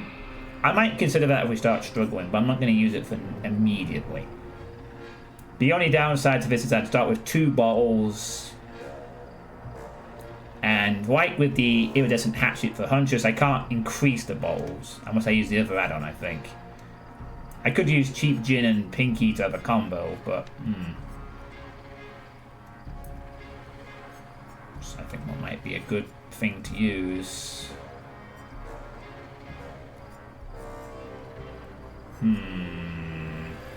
Intoxication inflicts mangled. Hemorrhage would be fantastic. Actually, this one might be good. I'm going to go for that because combined with Coulrophobia, that might give slower heals. So I might go with that. And then... that'd just be for fun, but we're not trying to do for fun. Ooh. Increases the bottle throw cooldown by 40%. Yeah, I'm done for today. When you barely get to be chased 3 matches in a row, it's time to stop. You have to hit him with a ball first, then strike him. Yeah, Pinky, this one tends to get used a lot by serious clowns because it's one of the strong add-ons, but... I might try that if we struggle. I really want one that avoids hemorrhage, to be honest, but there isn't one for clown. So then, in that case, maybe bottle throw cooldown reduction? Or maybe we could go for the extra bottle. Giving us 7. Go for 7 bottles. Let's just do one for now. Let's see how this goes. Let's see if I really feel the problem is the bottle amount. So yeah, as the clown, we're going to be slowing people down. We're going to be just trying to break loops with the intoxication, the tonic. And generally just going to be unpleasant.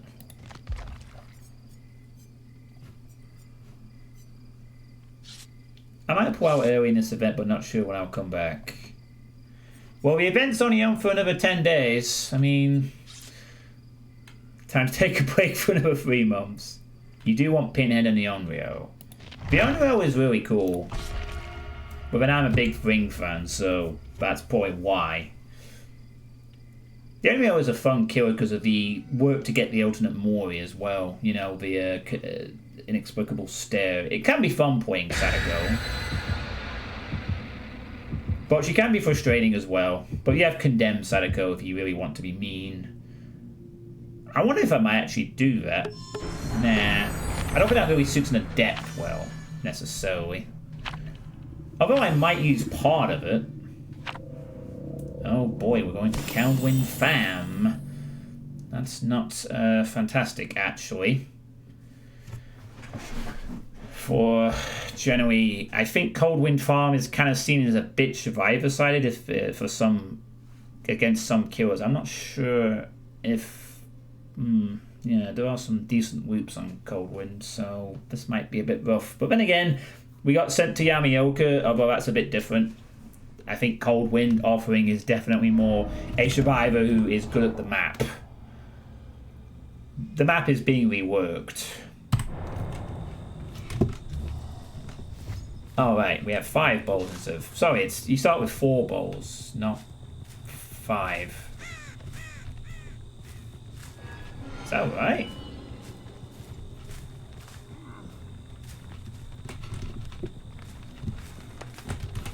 Alright, whatever.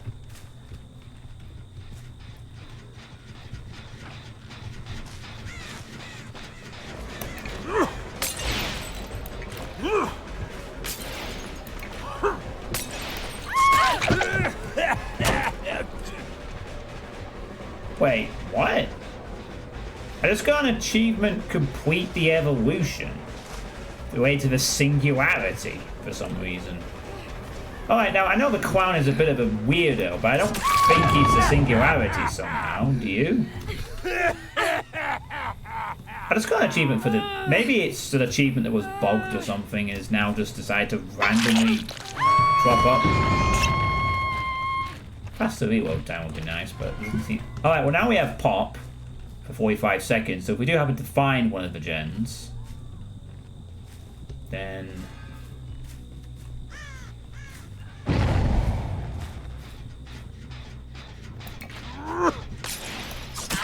I thought she might have had sprint burst. We're not going to waste pop on that.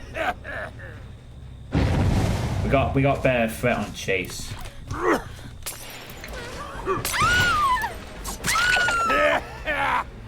Wow. Taylor goes down.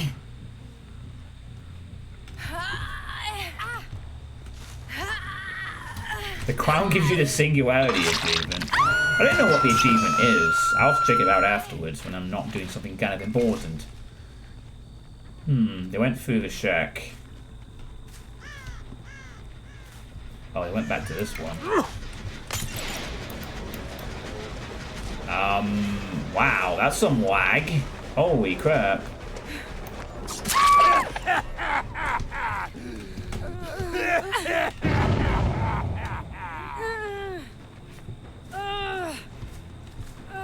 Down survivors went overclocked. Not sure what they messed up the time of the clown though.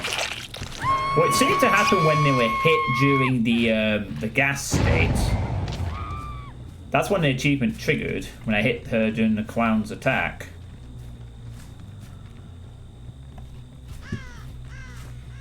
She might drop the...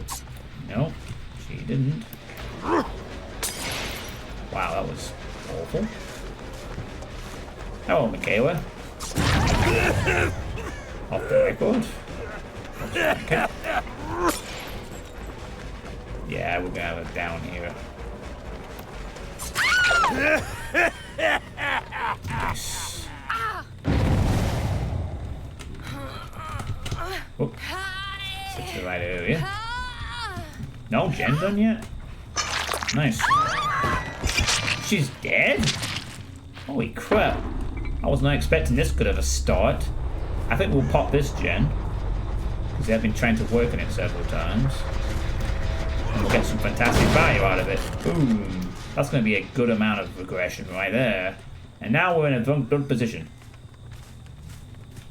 I wasn't even paying attention to hook states. I was just too busy engaging from chase to chase. Yeah, we need to break this. No point in open. And I'll go kick this and progress.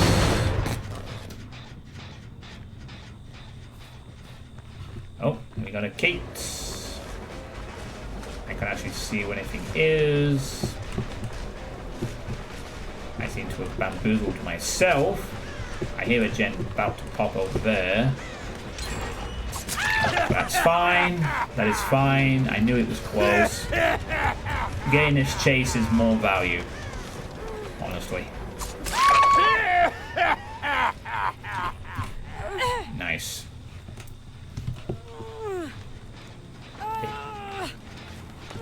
They can rep me whatever they want. Then they can look at my perks and they realize why. If they stick around long enough to see him anyway. She's awesome. What kind of look is this? I go after 2 survivors and both of them are like dead. Did I miss something? I know what I doubt. I mean, either they tried to kill themselves at one point or I have somehow blinked and suddenly I'm massively ahead in this match. But let's not get confident. Overconfident. We can still lose. It only takes one... Yeah, I'm sorry, Meg. We're going to be going for all of it. I'm sure you understand. I might not have done that in a normal game, but we're not playing a normal match, are we?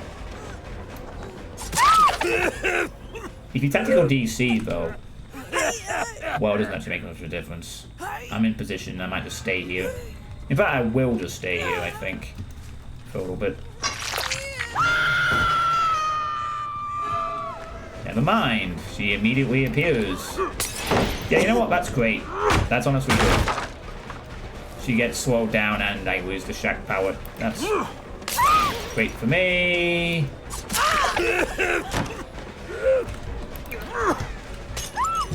She actually went... Okay, she's killing herself. But we're in the right position. Now, the other survivor was smart. They'd stay alive right now to give the other person a chance to Kobe. They were not, unfortunately for them, they were not smart. That's been disappointing. I would have waited there to give her the 4%. Now she has... Well, actually, she's getting the chance here. Get ready. Alright, GG. Easy. Easy game.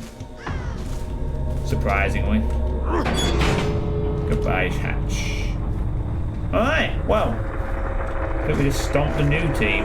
I don't feel bad. Sorry. Depths of the depths. I don't feel as good about that one because I don't think they were very skilled, but hey, whatever. I've been steamrolled as pig 2 or 3 times on Adepts tonight. I'll take the easy game when I can get it. Again, yeah.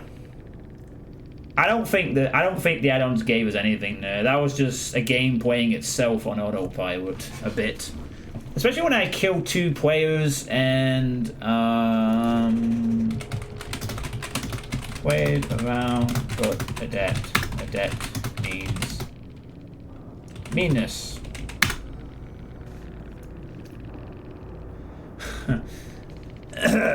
Yeah, I mean, in a normal game, when someone's doing that flashlight thing, if I wasn't playing for anything particularly, I might have just done it a bit differently, but, you know, it's an adept. I have to kill everyone. It's a requirement. Which justifies it. The problem is that killers play like this when they have 4 meta perks and they have nothing to go for. But, you know, I think people are generally understanding if you see 3 clown perks and a killer... 3 kills per... I think they get the gist that they're not going to play around. But hey, first time clown. Good stuff.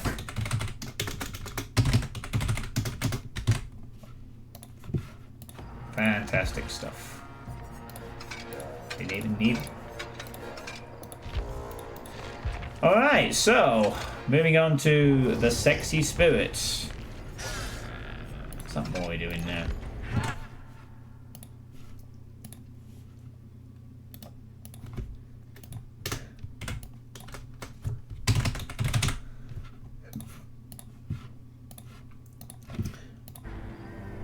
I can check what it... Let's see. In public matches with the singularity, injure or down 3 survivors who are hindered. Okay. So I guess it's because the clown can hinder people with their power, and somehow that associates with the singularity. Well, then again, this is a game where they had a working adept. Then again, they also had a working achievement tracker and then broke it so that it disappears after the first time. So, you know, I expect things to break sometimes in this game of spaghetti code and other things. But hey, it's an achievement. It's probably the last singularity-related one, I guess. So, whatever, right?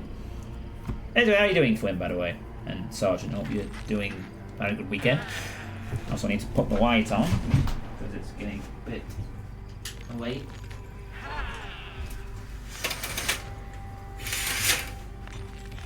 Gonna close the window. Spirit of Panten Pro V, yeah. I mean, she has some really sexy hair, you know. It's wild, it's really kind of cool. I still... You know, this outfit would be great. I mean, good God, look at that. That's the Hooked on You outfit. I could actually acquire... Oh, wow, I could actually acquire it if I wanted to spend 21 things on it and get this for myself. Do I spend 21,000 iridescent shards on a really cool looking outfit for one killer? I'll have to think about that. I'm pretty sure this used to be locked behind Auric cells only as well when it came out last year. Huh. Do you even have to ask? Oh my god. I've never bought cosmetics before. But this is a really cool set, and I have like... Well, the next survivor is licensed anyway, so I'm not going to have to spend any iridescent shard points. I mean, aside from that, the only other one I actually want to get at some point is this bloody set. The Sadako. But it's fucking... That's never coming off Auric. I'd have to actually spend some money on that, but it's a really disgustingly cool outfit. Oh, I'm sorry. Shakara is tempting me into buying the Hooked on You costume. This one's also just... I don't really care about that. I think this one looks really cool. Oh my god. Alright, well, that's the first cosmetic outfit I have... Actually, no, it's not. It's the second one I've ever bought. The first was Yochi's jumper.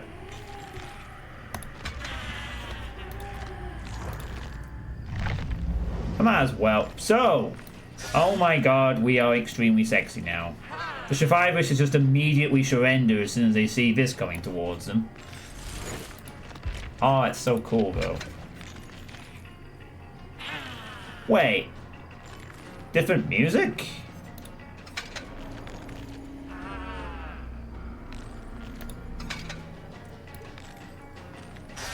Yeah, the music's slightly different.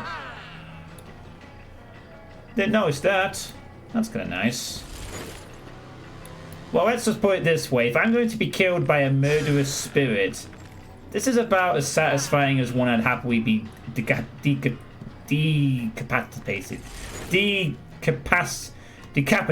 by. You know. Anyway.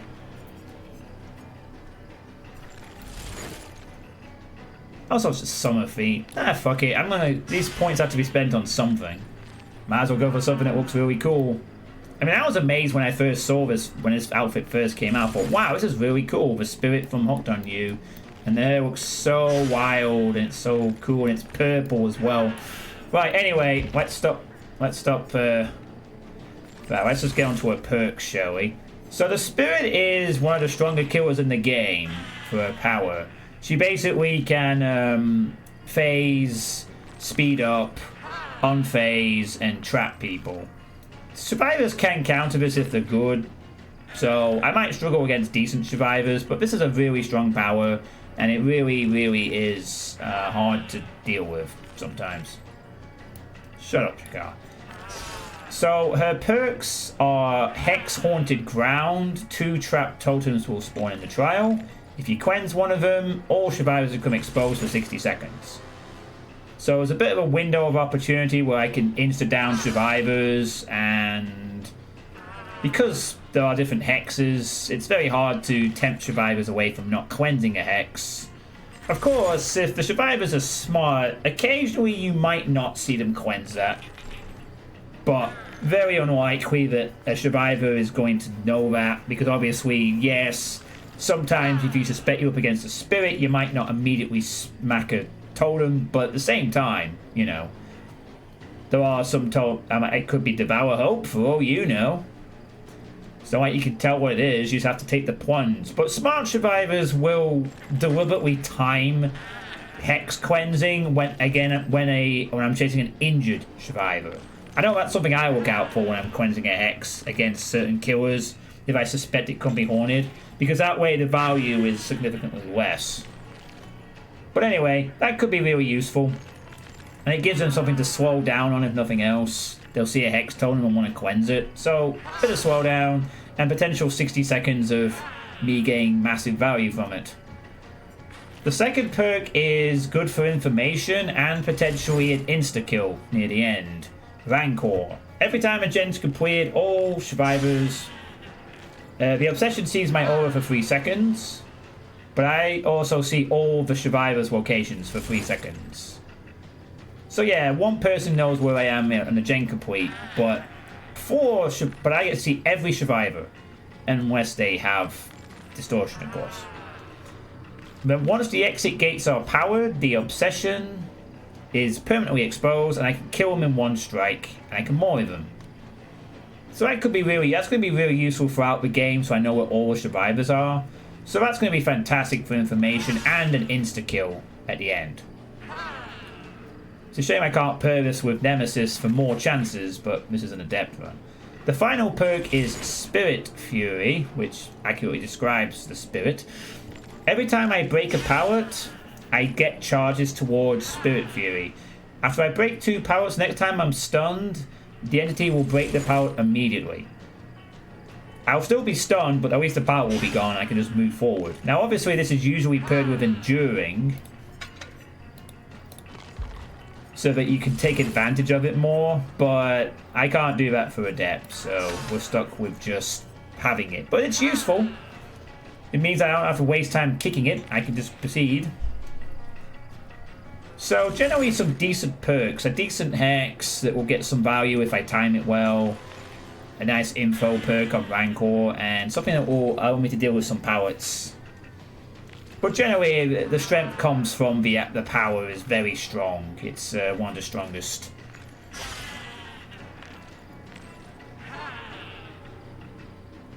Actually, doesn't this sound a bit Diablo-esque to you, the music? A little bit? This really does sound a bit like Diablo 1, doesn't it? You spoke about Diablo earlier. Yeah, I could totally imagine this playing in one of the dungeons of Diablo 1.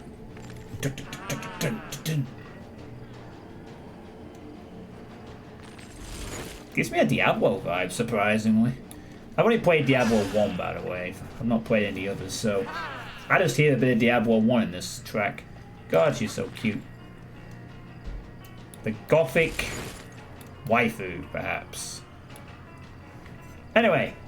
So, in terms of offering, the usual hatch offering, and in terms of add-ons, we've got some good choices. This is ridiculously overpowered, but I won't be using that.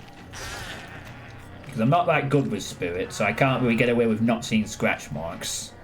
But this is particularly strong if you know what you're doing, as you gain 40% extra movement speed on what is already quite a fast power. This could be useful, actually, because every survivor hears it. And so I'm going to use it. Furing. The phasing sound when I'm blinking... when I'm phasing is heard by everyone. So it's a bit of deception. And so you can't accurately tell when I'm nearby. I think there might be a slight difference if you're being chased. But essentially, everyone hears that. And that could slow them down, force them to panic. Throws off where I could be. Not as useful if they see me, of course, but sometimes when I approach a gen, I could phase from a distance. So this is really good for deception, and I'm going to run it. And then other than that, we probably want something that will increase duration or something. Maybe this one? 70% duration and decreases the speed by 15%, though. But the duration is longer. Maybe not that one. I think there's one that's supposed to be really strong or something. I think it's something like there's a broken one where it's supposed to have a penalty, but it doesn't actually. So this one increases the duration and the recovery rate. So I might go for the Kyun Talisman, I think. So this sounds pretty good. So we're going to have the ability to... You could break my back anytime. So we're going to have the ability to be deceptive, and we're also going to be able to have a slightly longer duration and the recovery rate that increases. I'm pretty sure there is a more overpowered add-on somewhere that increases the time massively. I kind of know what it is. Anyway.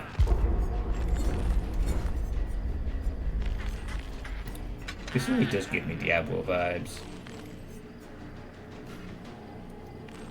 I also really like the Spirit's design. You can also see she's chopped up there. I mean, this was Sadako before there was a Sadako. So, you know. Before we had a license to actually acquire a licensed Ghost Girl, they made their own. You can have a hat. It's a really nice hat. Well, it's a Hooked on You hat, so, you know. This is also a game I might play in the summer, Hooked on You, because it'd be seasonal, wouldn't it? I mean, maybe if I'm lucky, it's something I'd do in between the Saints Row games for a bit of fun. Oh, I want to turn this around in this mode, but I can't do it. It's not letting me turn her head around. And one of the shards is poking through the hat. Alright, so as long as I play this well, this is a very strong, oppressive killer with a lot of mobility. And an ability to throw off survivors. But her main power revolves around being able to mind game and whoop survivors and, you know.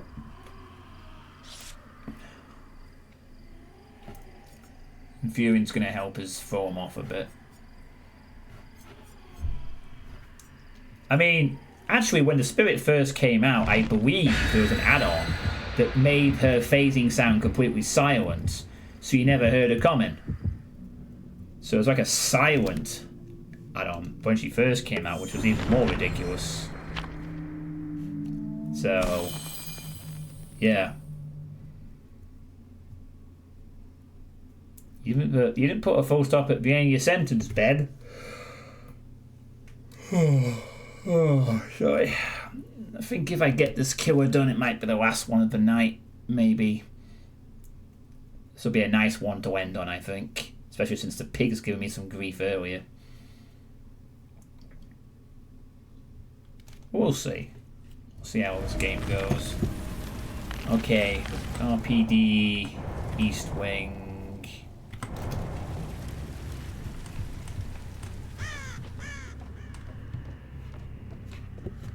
I'm not going to phase early. I'm not very good with this particular killer, so I like to keep the phases short mostly.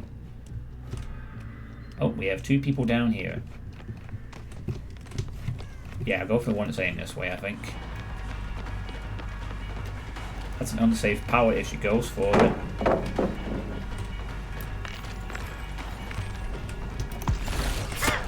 Oh wow, she was very patient there. Yeah. Actually, I didn't even have to mind game that much there. Ooh, hello. Extra gameplay options? Yes, please. I will gladly take the invitation. Surprise! Yes. Who needs... Hey, actually, that counts towards my Spirit Fury. Wonderful. Wonderful.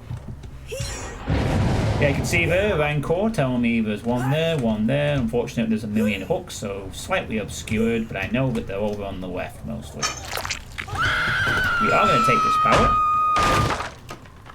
And there's one of the hex tunnels, but we don't care about those. We want them to be triggered, really. And thus begins the 60 seconds of value. Welcome to the circus of values. You activated my trap card. Now you go straight to hell. For a bit.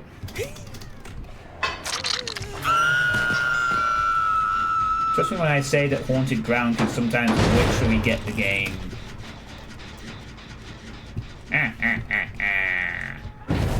You're still exposed, Kate, and you might get sandbagged by your friend. But you actually didn't.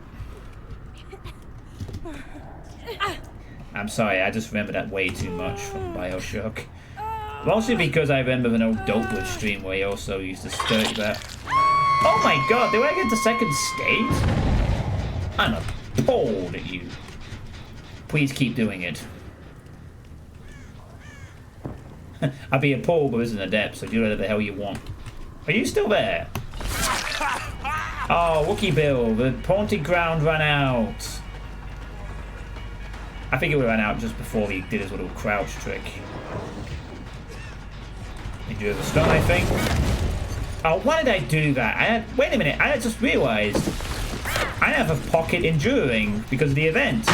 I can use the enduring combo, sort of. Yeah. Sandbag. Why am I not using my power? I don't know why either. I'm just being stupid for no reason at this point. Did I think it was bamboozle I had? Yeah. That'd be quite funny. Imagine if I got on adept and I used my power once. Let's get the adept and not use our power whatsoever. I swear I'm not doing this intentionally. It's just that I'm wanting to time it right or whatever. That one's fine. Still, haunted ground. Two downs on the haunted ground. That's not bad. That was good value from it.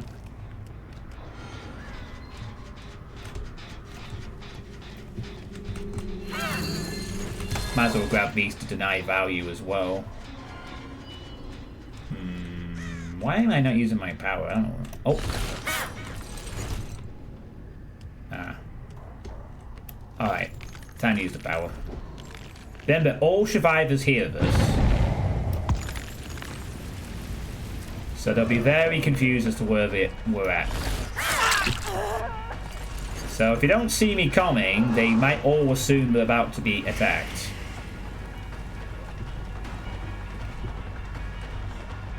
I have Spirit Fury fully powered, so if he's going to drop a powder on me. Interesting. Oh, right next to a hook too. Oh, Meg, you shouldn't have. Well, I'd say it depends. RPD used to be a lot worse. We're going to leave that.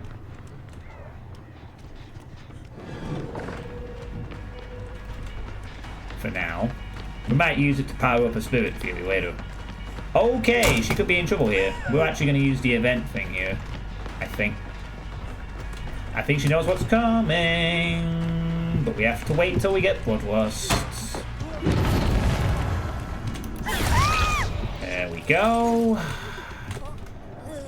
Pro tip, if you see the killer not hitting you and they're chasing you, either make a massive distance or crouch to end the Bloodlust. Then they're forced to take a hit on you.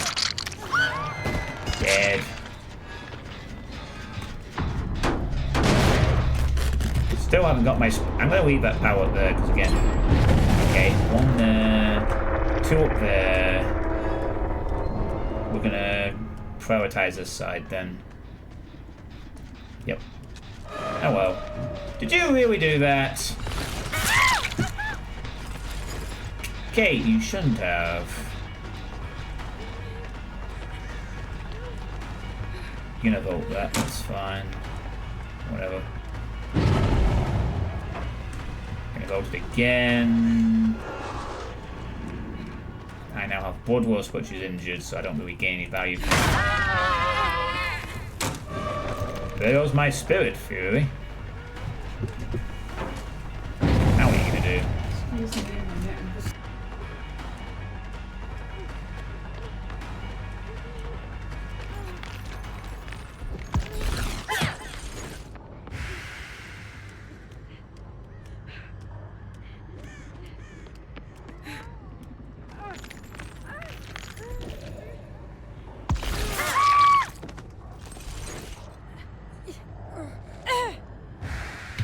Wow, she got way too much value out of it.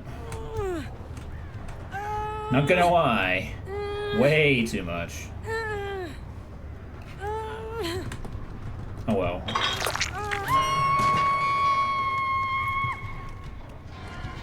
A little bit too much time spent on that one, I'm not gonna lie.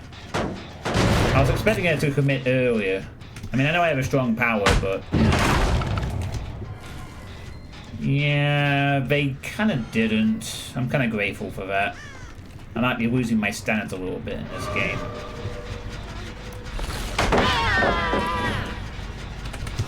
That's fine. I'm going to break that. And my Spirit Fury is back.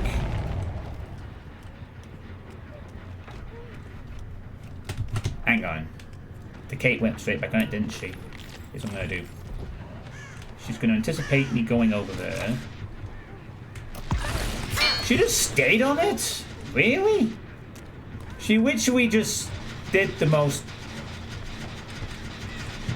I'm genuinely stunned. That's like outplaying myself there.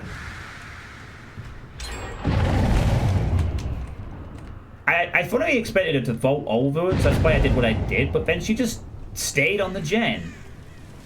And did, like, the stupidest thing possible.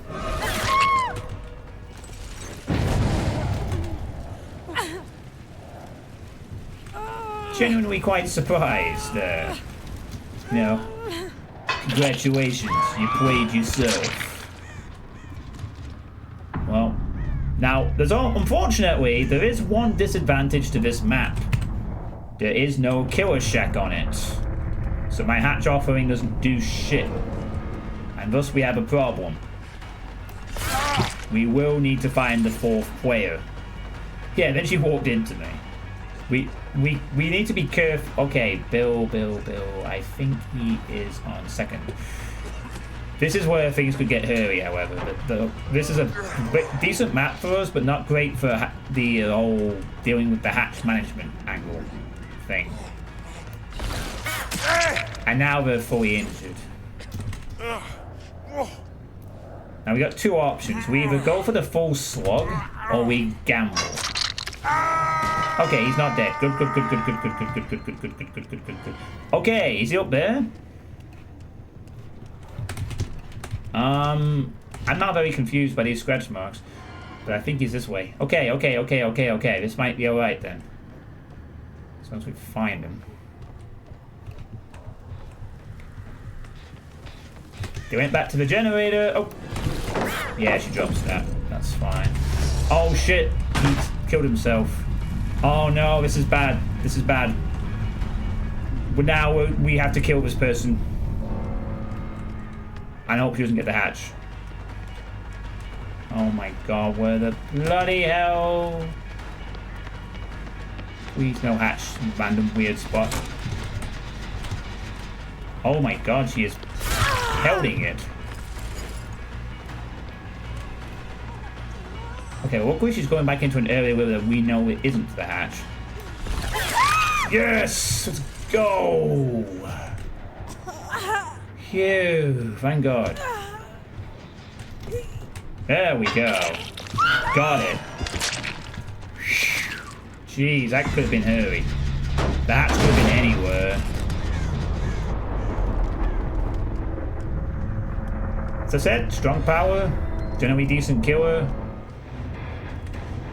Didn't really use the power that much, honestly. They were just overwhelmed by my cuteness.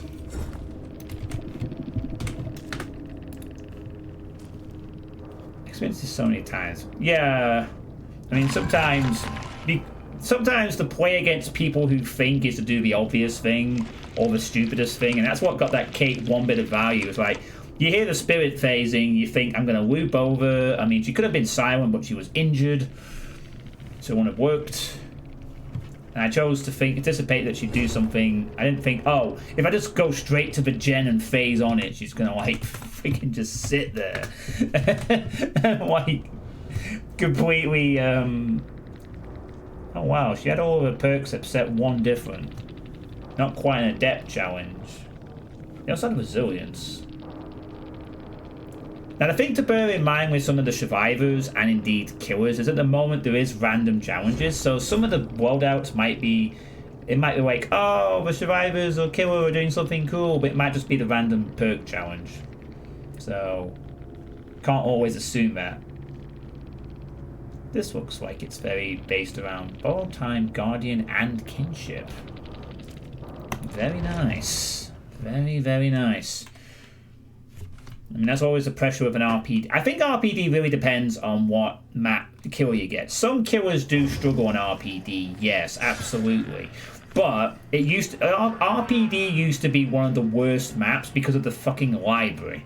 Remember the old library with the stairs you could go up and then there's that big drop? People used to set up totems up there and be like, you could never get anyone. It used to be worse. It used to be the entire map, and it also used to have the library. So they actually split it in half and got rid of that library bit, and now it's a lot better. Can be annoying sometimes, but generally I think RPD is better off than it was. Plus, I've gotten used to those stupid twisting corridors on the west wing, so it's easier for me to deal with. Who's a cute spirit? You're the cute murderous spirit with with the anger and katana and all that stuff.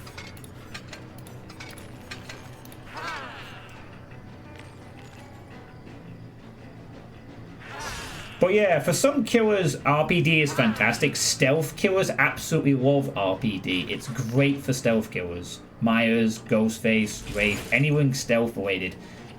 Sadako even. Condemned Sadakos especially, because it's so easy to get around. And anyone that can really take advantage of long, nice little corridors. But yeah, for some killers, RPD is a nightmare. But not all. Alright, well... that was nicely pleasant. What a strange set of... what a interesting sort of stream I've had tonight. I've started off with, like... 2 okay games, then the pig caused some grief. And then it's been a very easy clown game and a mostly comfortable spirit game. And now I have this awesome cosmetic outfit. You know, I really like the design of the spirit. I mean, you know... her design is just really, really cool anyway. You know, like... I mean, for all the flack that this game gets in terms of sound design and in terms of visuals and how they design the killers, I think they do really well, you know. She's very distinct, you know. It's not quite the stereotypical ghost girl cliche that, like, Sadako is. You know, the hair is extremely wild and gives her character. The chopped up body parts are cool. Yeah, it's a really distinct, well done character. I mean... and then obviously they got the real deal and did a good job with her too. Yeah, this is too bright for Sadako to be fully creepy, but you know. The shambling, the motions, the creepiness behind the locks and all that stuff. But before that, they had this. And it's really cool design. But that's the last time you'll probably see her in a normal outfit. I like this one though. This was earned from a Midsummer, but this is awesome. Especially since it's got different music and it's Diablo-esque. Can you not hear the Diablo in this music? Like, just listen to it for a second.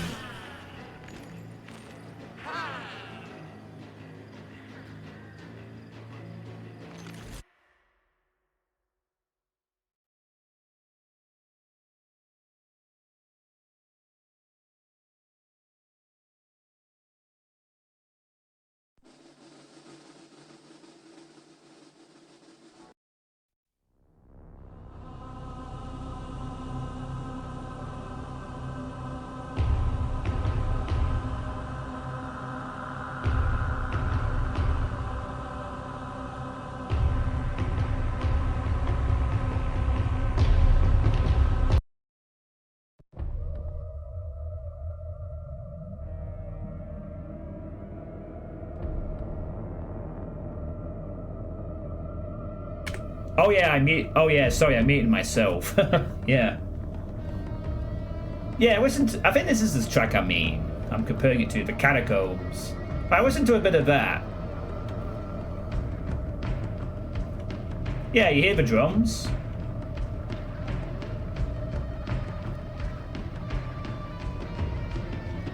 You know, you hear the drums and stuff like that. I think there's one that's better than this, actually. Is it later on? But anyway, listen to some of that, and then... there's actually one that is... and then you listen to this.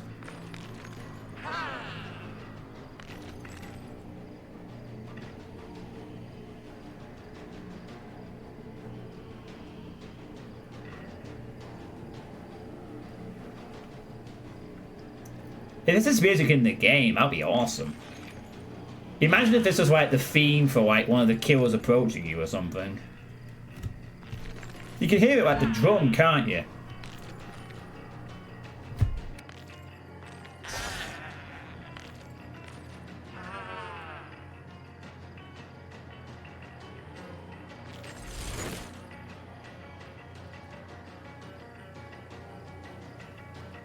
it too quiet? Hold on, let me turn the sound up then. I've probably got the sound lowered a little bit. There, I'll crank it up.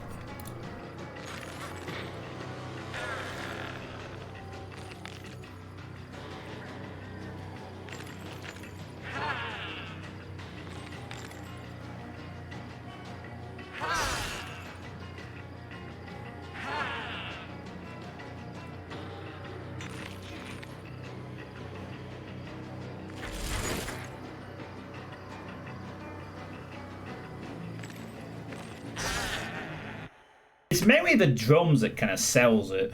I think there's a level that's a bit further better.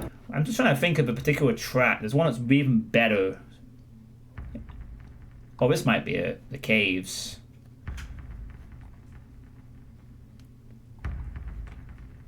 Maybe.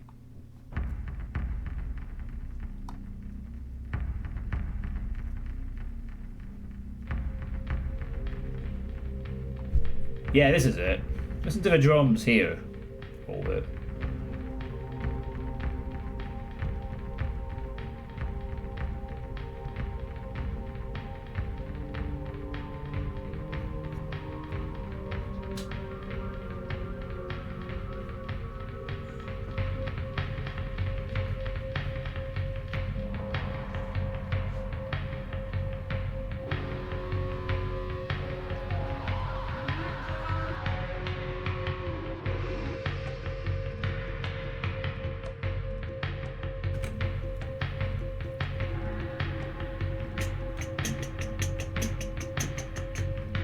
It gets even better.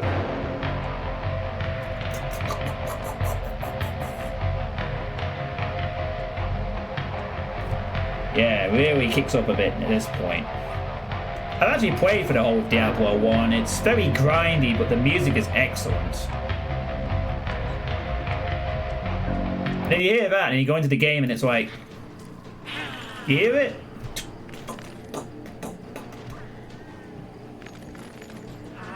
You can sort of hear like a similar style of drums, can't you? If we play them side by side a little, maybe.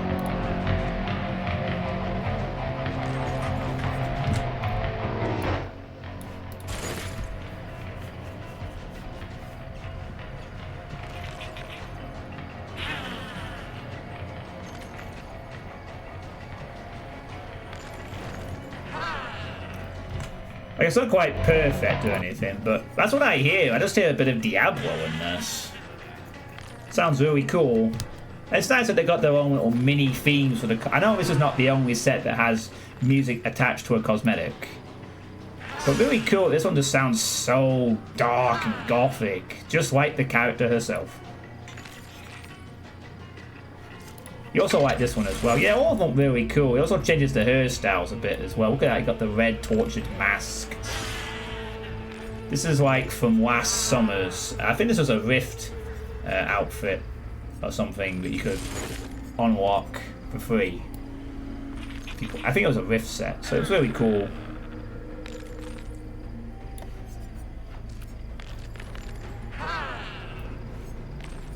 Oh, you meant this one, yeah. It's also the fact that all the it's also the fact that in the sound design, every single killer's soundtrack is basically the main theme but played differently. You know, kind of like what La Moana does, or something like I believe a lot of Japanese games used to do, where it's a thing where like every different theme is a different variation of the main theme. Sort of. This one sounds very different though. Yeah, this is just so Diablo-esque to me. Really cool. The sound design of this game, it just shows you how cool the music and sound of this game is. Really top-notch stuff. Like, this is the kind of sound design that would be great if they wanted to make a different horror game or something more dark or more gothic or whatever, generally.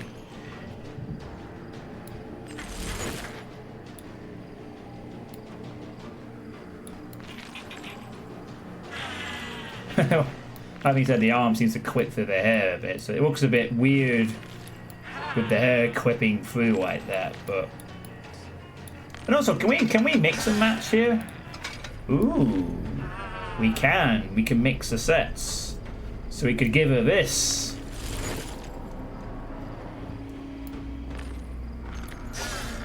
And now the music changes back to normal, but it's not a full set. But look at that. You can mix it up. And now, now she really does look like she belongs on a beach.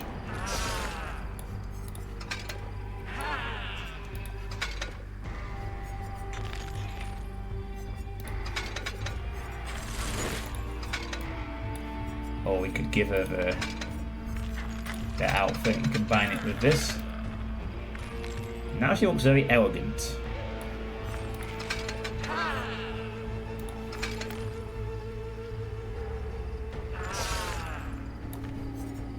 I think I just prefer the whole set though, as is. This looks really nice on her. Alright, well, anyway, that's the spirit. That was a nice little tangent, wasn't it? Do we do one more game just to see if I can get one more killer adept? This would be kind of an odd thing to end the stream on, but I decided to go on a 15-20 minute tangent of why the spirit sounds really good. Or whatever. Oh, it's Legion next. Eh. Then again, I am...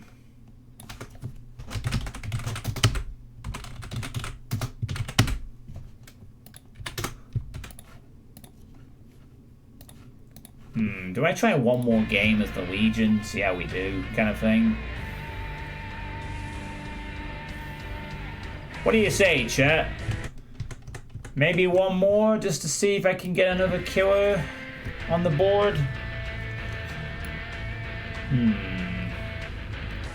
Decisions. Alright, we'll try one more. If I don't get it, then I'll just bow out. Alright, so, Legion. The Legion is, well, an interesting one. The Legion is kind of one of the easier killers to use in a sense, sort of, but I mean, it's classified as power as easy. It's not, it's kind of easy to get used to their power, but I won't say it's an easy killer per se. So obviously the power basically allows them to injure survivors. If you hit during a frenzy, if you manage to hit 4 survivors in a row, a 5th one is an insta-down, which has not always been the case. The Legion's kind of had an interesting history in general. When they first came out, they were absolutely detested. Their power was ridiculously OP, they could actually down survivors by hitting them multiple times in frenzy, by reducing their deep wound cooldown. They were annoying to play against, initially. Then they kind of got nerfed, and then they were just kind of a bit weak-ish. And then they were reworked last year and kind of made a bit better. I mean, it used to be that you just gained the ability to injure people, that was it. You had nothing else. Oh, I could injure people, that's all I could do. And then they gave them that ability to down someone, which is really cool. Really one of the more fun powers of the game, in my opinion. Getting that feral frenzy going. So they rely on injuring people and snowballing off being able to track survivors via their frenzy. It's a nice power to use, it's fun. It's fun stuff, you know. Oh wow, we got 2 5th anniversary masks, I assume for Julie and Frank. Not really care for these 5th crowns, but there's like a thing that unlocked a bunch of them. Got so many outfits now. I like this one. Yeah, so anyway, the perks are kind of all over the place, but you do... I said this a long time ago about the Legion, and it still holds kind of true. The Legion's perks are kind of meh by themselves, sort of, but they are really useful for some other killers. The Legion seems to have the best perks that suit other killers more. Like Iron Maiden, for example, is you open lockers 50% faster. And any survivor who exits a locker becomes exposed for 30 seconds and reveals their location for 4 seconds. By itself, useful against survivors who hide in lockers, sure. That doesn't happen a lot though when survivors don't suck. And most of the time, if you never enter lockers at all, you get nothing from it. But with Trickster and Huntress, obviously, this is a fantastic perk that speeds up reloads. It can be useful though occasionally if a survivor does choose to hide in a locker. Well, they'll be exposed and I'll know where they are. So this will occasionally be useful, but, you know, it depends on survivors being in lockers, of course. And once they realise it's in the play, you don't tend to see survivors using lockers. Unless they're doing it to deliberately, unless they either forget, don't notice, or to troll the killer by distracting them. The second perk is Mad Grit. This basically means that they will, whenever you, oh, hang on, we gotta do that, sorry. I'm doing. When you're carrying a survivor, I suffer no cooldown from basic attacks. And if I hit another survivor while I'm carrying someone, the wiggle timer is paused for 4 seconds. So this is really good if survivors try to body block me while I'm trying to get them to a hook. So this can be useful if survivors choose to do that. Otherwise, it just doesn't really do much. But hey, it's a little utility thing that might be useful against particular survivors. And the final one is Discordance, which is great. Any generate, well, ignore the fact it says 128, that's global. 128 meters is essentially the whole map. So basically, any generator where more than one survivor works on it will show up in yellow. And then you know to go over there and bug them. Obviously countered by survivors not grouping up on gens, but very useful if early on 2 survivors spawn in a location. I know where to head. Very useful perk, and is definitely used quite a bit by multiple killers for some builds. This is probably the most useful of the 3 Legion perks for other builds, because just knowing where survivors are grouping up on gens is fantastic. But obviously countered by survivors not doing that. And if survivors figure out you have Discordance, you'll probably never see it proc again, unless they deliberately don't care. So yeah, I have some useful stuff, but 2 of these perks are dependent on survivors doing certain things, and this one will... there's no active slowdown, just information and some power.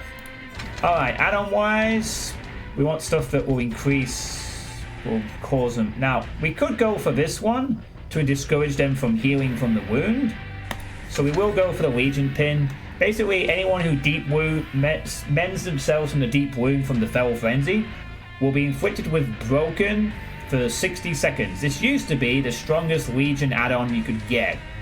I still think it's pretty good, but I think that since the rework, there are better ones. This really basically means if they get injured, if they want to self-mend, fine, but you can't heal yourself for 60 seconds. Very oppressive, very useful. Of course, if they learn that, they never heal again. But then again, with healing being as it is, it slows them down either way. Ooh. Do we double down with that and have Hemorrhage as well? Nah, that's probably not necessary if we're going to be using Broken, is it? Although it would actually increase the damage after they're fully healed, and they can't heal for 60 seconds and then are inflicted with Hemorrhage. Nah, it's not worth it. Shows the aura survivors who are mending within 24 meters. Useful, maybe? Increases the killer detection range by 20 meters. That could be useful, actually.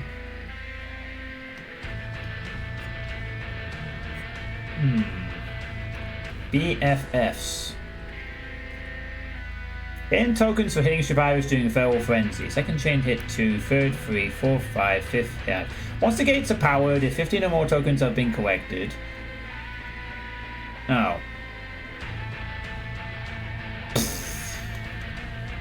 So basically, if you want to get NOED speed boost by hitting people when the gates... Yeah, that's not really going to help me out. Wait, it only works once the gates are powered. Why would I need 4% movement speed if they're only able to leave? I would prefer them to just not be able to... Ooh. Fuming Mixtape. The preferred progress of generators can be determined by the intensity of their auras. Generators not being what... Oh my god, this is ridiculously good. It basically is free Ruin. Ruin and Surveillance. I've never tried this one before, actually. Let's use it. I have no idea how this is going to work out, but apparently I'll be able to see every the progress on all the gens by the aura intensity, and anything not being worked on will be regressing, assuming we're at 100% rate. So that's like free brewing, which means I'll now need to kick a gen. Huh. Well, that could be fantastic. No wonder it's iridescent. Doesn't stack well with discordance though, but I can't control that. It's not really a problem, but hey, let's try it out. Let's be honest, most of the great perks are survivor perks. Well, the ones that work for survivors, sure. I don't know though, I'm running discordance. Do I really need to run this as well? I guess I do, but it means discordance will be I don't know, I guess we'll find out. Got 24 of them, so fuck it. Let's try it out. I mean, the other thing I could go for is stuff that just increases the duration of Feral Frenzy, but it's fine.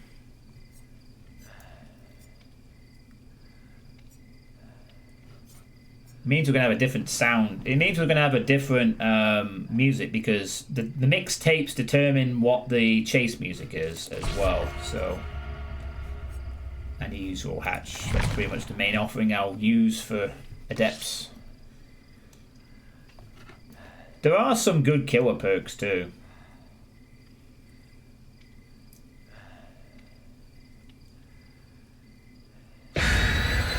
Alright.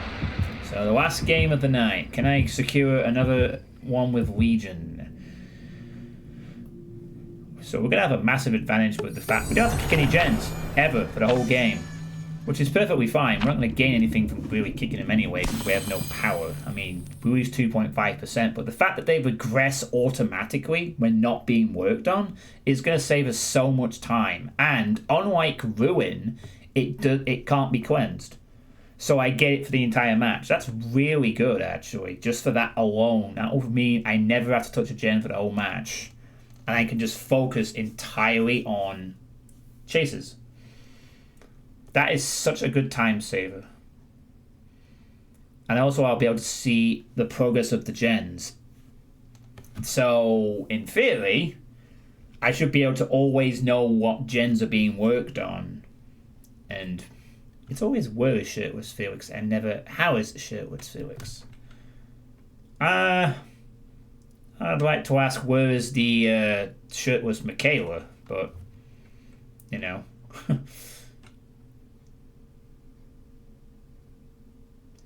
Anyway. Gas Haven. Okay. I consider Legion is probably one of the most fun to use as well. And Discordance procced immediately. That's the only thing, like, will Discordance interfere with the aura reading of the intensity? I don't know what gauges. I've looked at that immediate value. We now know there's two here, they're gonna pop off. It regresses. Right.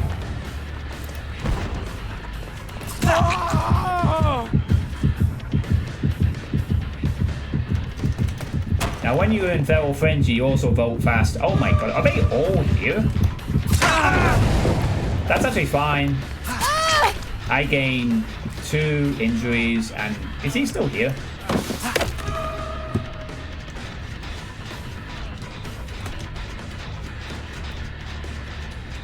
Oh, he left already. Wait. Why is it? What?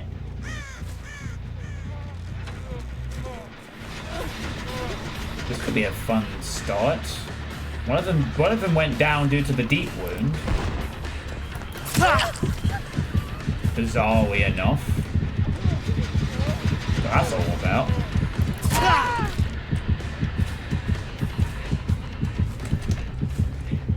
Oh yeah, I can see the intensity now. That's free. Hang on. We could have a nice little chain going here.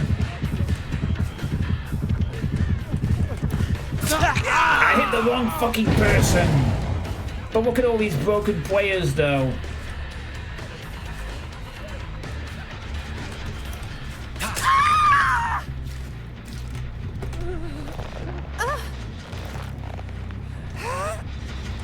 Wait, why is the gen not regressing though? The gen is not regressing at all, even though they're not working on it. Let me just double check that. Yeah, it's not regressing. What the fuck? It is absolutely not regressing.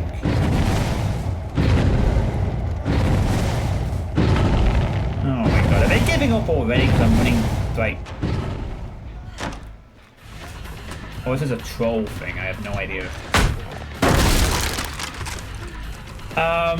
Yeah, Nia, I appreciate the attempt to be cute and all, but I'm not in that kind of mood. Sorry. In another game, I would play along with Barkeep Nia, but this is adept, not fun times with John Suitepee. Sorry. I think she wanted to do some roleplay, but,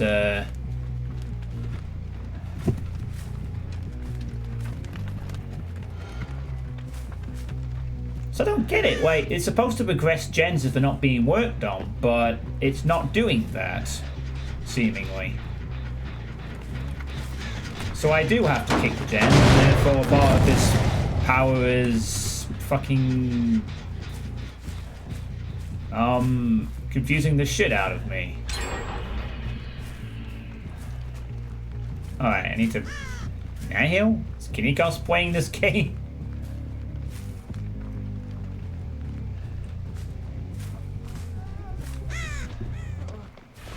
Well, I guess I'm still getting value from the aura read. Nice. That was a poor miss. That was a poor whack of drop. And we're both equal.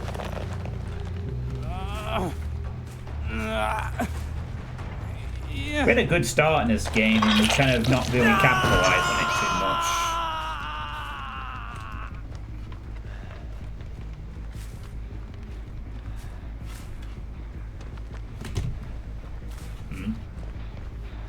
Hello there.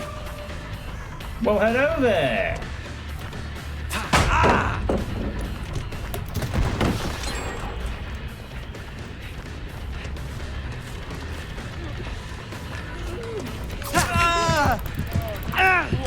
Yeah, we're gonna get that up immediately.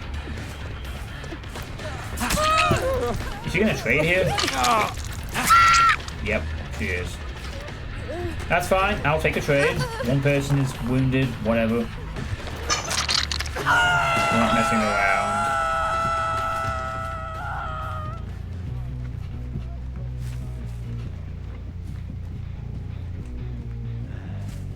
So I'm generally really confused. Why is the mixtape not regressing these gens? Or is it regressing? But I just can't hear the effect. That's a really bad door to not have open. I didn't kick that door open. That was just shut by default.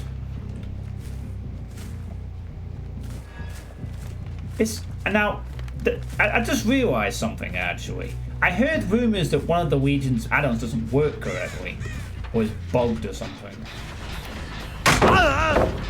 That's fine. That's why I didn't go into power. Unless the regression is very small or something. Like maybe below 100%. Oh, well, there. Is she giving up? Great. Wonderful. Awesome. I'm really sorry, Nia. In a different game, I really would be playing along with some of this stuff, but you've chosen the wrong Legion to do this against, I'm afraid. Let's be serious business time. Okay. They're escorting over there. Can I even get there in time to stop that? Or if not, I will still have two of them. Yeah, they've popped off now. So that kind of takes away the benefit of this power. I'm not seeing aura reads as much as I think, and I'm not getting the regression. So what's the bloody point? This feels like a waste of an iridescent to me. Oh, hang on a second. Have I missed something here?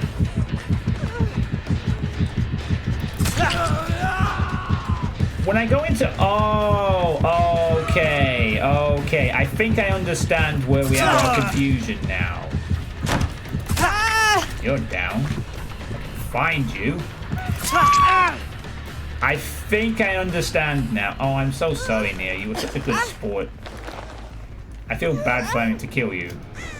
I hope she does. I hope she watches this stream and realizes the reasons why I did that. Hello. Nice hooky head. Okay, okay. I think I understand now. The effects do kick in during Feral Frenzy only. Let's just quickly test this. That's why the aura reads only occurred when I Feral Frenzied. I just want to double check this. I've never used this add-on before. That's why I'm confused a little bit. I know we're in the middle of an adept, but we're in a good position. So I feel we can test this. Right, there's a gen. Pop out, Feral Frenzy. Oh my god, that sucks so much. That is not at all good. So it regresses, right? It regresses automatically. But it only does so for the duration of the Feral Frenzy. The moment it ends, it stops regressing. Oh, that sucks so much. I could have powered that. Oh no. Okay, I need to leave you. Probably. Oh man. I mean, if you have a long Feral Frenzy, that's great, but I thought that was a permanent effect.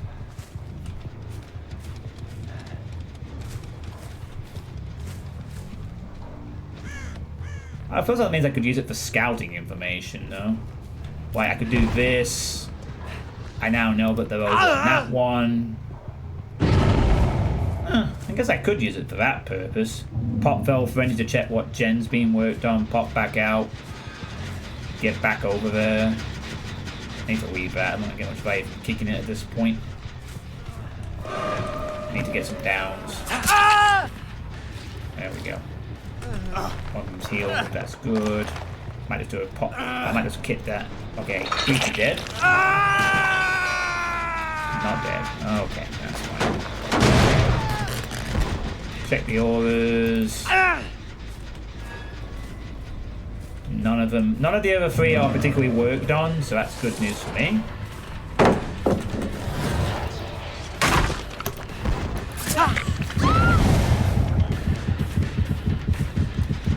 Let's get some nice injuries, shall we? Boyos!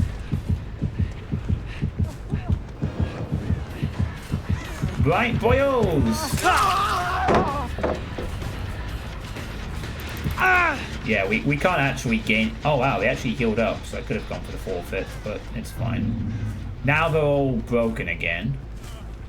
So, the good thing is at least all these survivors are injured most of the time. That's where the power of the Legion shines, in that you get injured survivors a lot of the time in your games. And that's where the Legion shines. But if you're playing against survivors that are really good, they don't really care for the whole injured bit, then that's where it's not as effective, you know. Like, yeah, you can injure people, but can you get the down? Not always. And this guy is just looping Shack too much, and now we need to go. Oh, this one is red. Someone over here?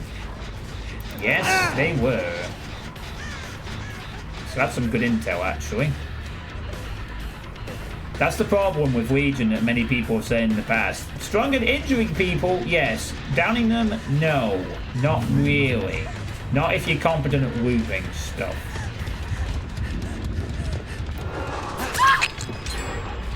Uh-oh.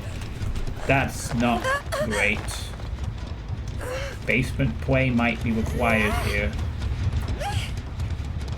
Oh yeah, I like... Yeah, it is kind of fun to get him. I think the most satisfying alternate kill, though, is Static kills.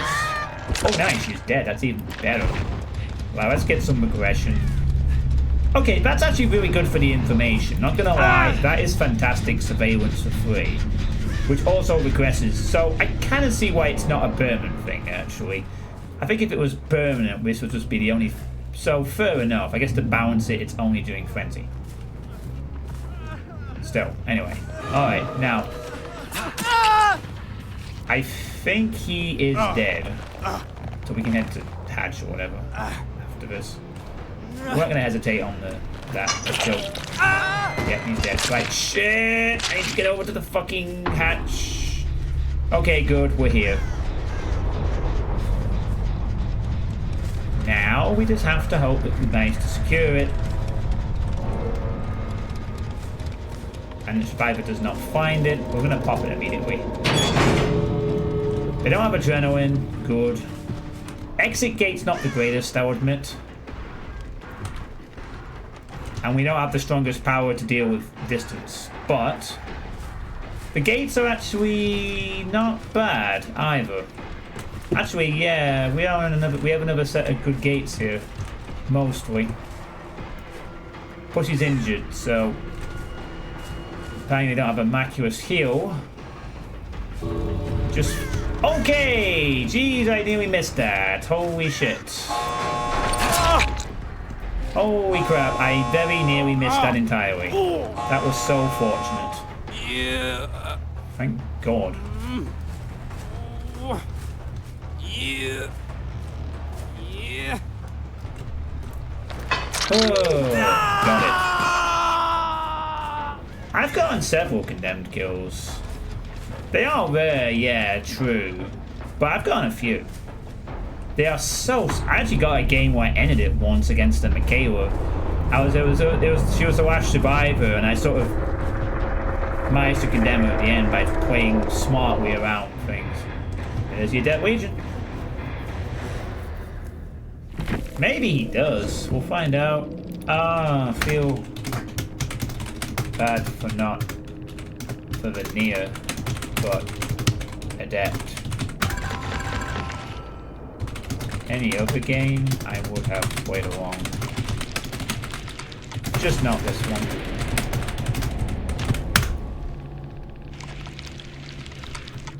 You just did. Smiley face. Well, let's have a look. Oh, we had Wake Up. Oh my god. You wonder it was so...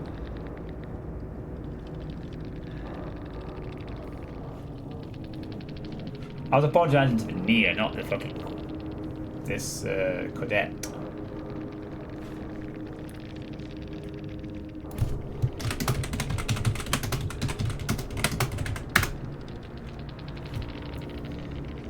So actually, if I had had some worse gates, I might have been screwed there.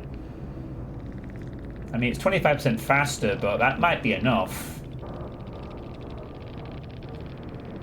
Also had Fogwise, Spine Chill. Yeah, Fogwise. You do see that every so often, but it requires you to be good at hitting skill checks. It doesn't quite been as meta, but I'm pretty sure that's still good for Swifts. For one person to possess. But yeah. Oh, of course. I didn't feed the fine print.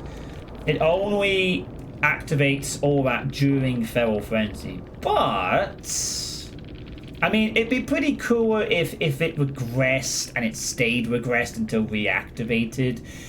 But to be fair, if you're going into a long chase, I mean, regressing generators that you can't see is decent enough. I guess it's a little bit.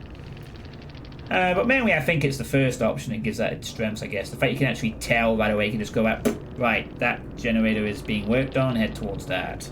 It's kind of like surveillance. That you can just pop whenever you feel like. And the Legion pin was fantastic for value. Really still one of the strongest Legion add-ons. Really.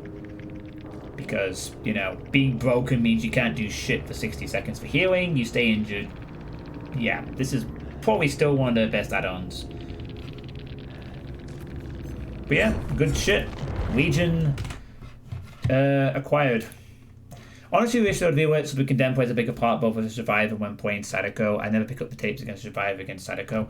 Well, normally you don't have to, is the thing. Like, against a normal Sadako, you don't have to. Because most of the time, the tape's not really a factor unless you just kind of fuck up, right? What a broken add-on. You're so funny. XD. Alright, so the Plague next time. That should be fun. Plague can be pretty nasty too, but it does require a bit more finesse to it. Honestly. Yeah, like most of the time against Sadako, you don't pick up the tapes because there's no need to. I mean, if you start getting the stacks up to 5 and you get a bit worried, sure. But most of the time, you can sort of ignore the condemned thing on a Sadako because it's not normally a big deal. But against a Sadako running this combination, sorry, not that combination. No, wait, it is this combination. Against condemned Sadako, picking up the tapes and using them constantly is actually the best counter to her. Like, you don't wait. You literally start picking up the tapes immediately to disable teleports. Because the reason for that, of course, is that the iridescent add-on here only turns on the TVs that are turned off by projection, not by survivors interacting them, which is why you pick them up. You do that partly to deny condemned value, but you do it mainly so that she can't keep teleporting around the place as freely, and so she's forced to, like, you know, it takes 60 seconds to reactivate a TV that's turned off by you. So this iridescent would do shit all to that, and it could deny an entire area if used correctly. Of course, that requires coordination with the team a bit to use, and there's also the risk that you get caught and end up with a tape for ages, but that's what you're supposed to do against a condemned Sadako. But you are right, most of the time you don't have to do shit, and here comes a jump scare. Still creepy as shit. That's why I always make sure to face it to the left, so we don't get slightly surprised by that. Still creepy as ever. The most fitting killer for it too. Although I don't normally associate Sadako with jump scares, but hey. But yeah, I'd agree. It would be nice if Condemned was a bit stronger, but it honestly is pretty damn strong, and because of Condemned Sadako, there won't be any changes ever. To bear in mind, if you play normally, yeah, sometimes people can ignore the Condemned element entirely until the game is over, but because Condemned Sadako exists, that will never be changed. Because you put that on and she is insane, especially if you were to do boom, boom, boom, I'll just pick RPD, and now I will be unstoppable and really a pain to deal with. Oh, wait, I could also pick the game and I could also pick the game and have the same effect. I could do this and also be a nightmare to deal with. Have fun dealing with my build, fuckers. Hope you know the counter.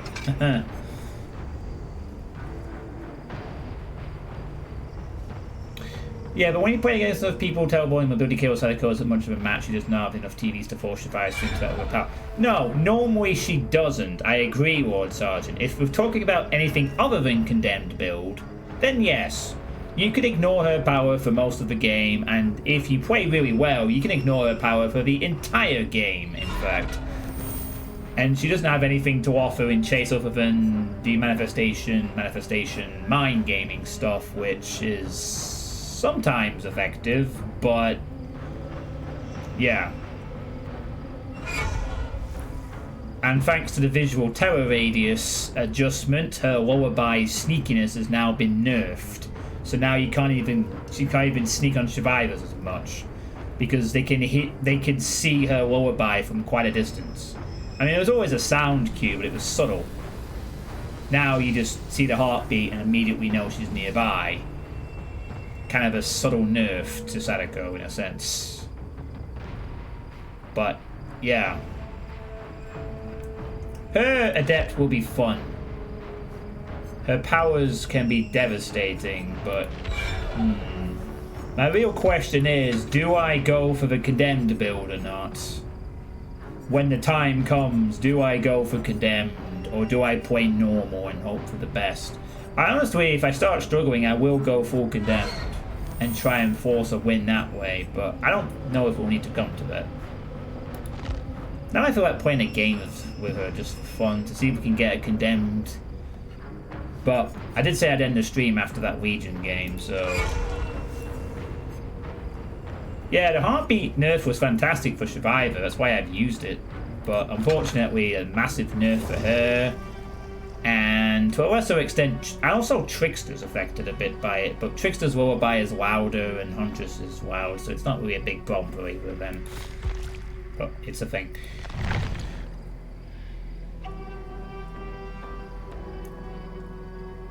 But I still say that condemned kills with Sadako are one of the most satisfying things to accomplish if you do it right in the game. I really enjoy getting those inexplicable stirs.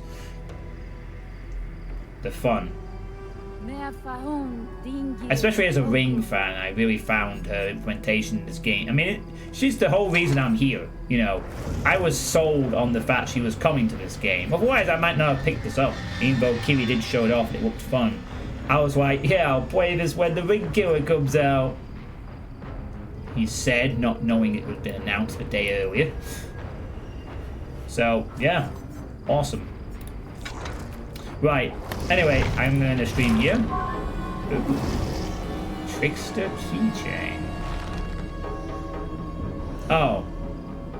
There's a Hooked on You charm. I guess I got that as a bonus for acquiring a set.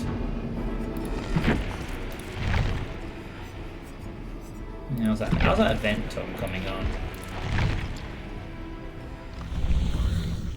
Jeez.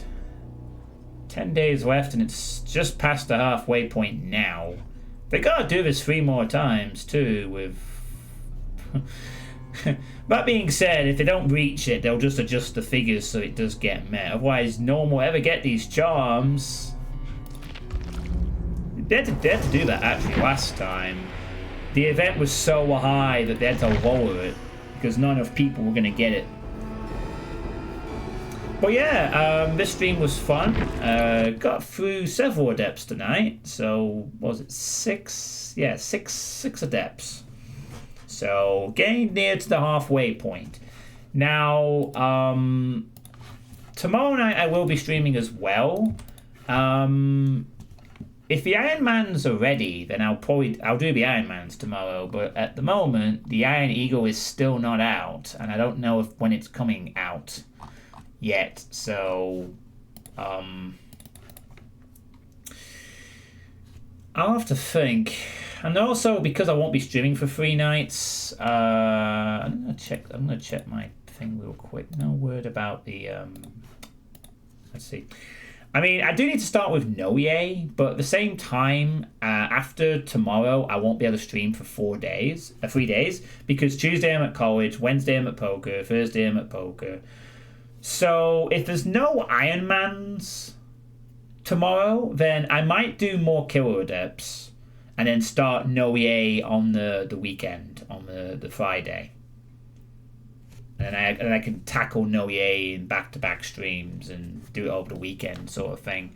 So yeah, I'll either do the Ironmans tomorrow night or I will do more Killer Adepts and see if I can get past the halfway point. So there will be a stream of some sort tomorrow. And depending on the Iron Eagle, it will either be Doom or more DBD. So yeah, thank you all for watching and I will see you tomorrow night either way. Good night, everybody.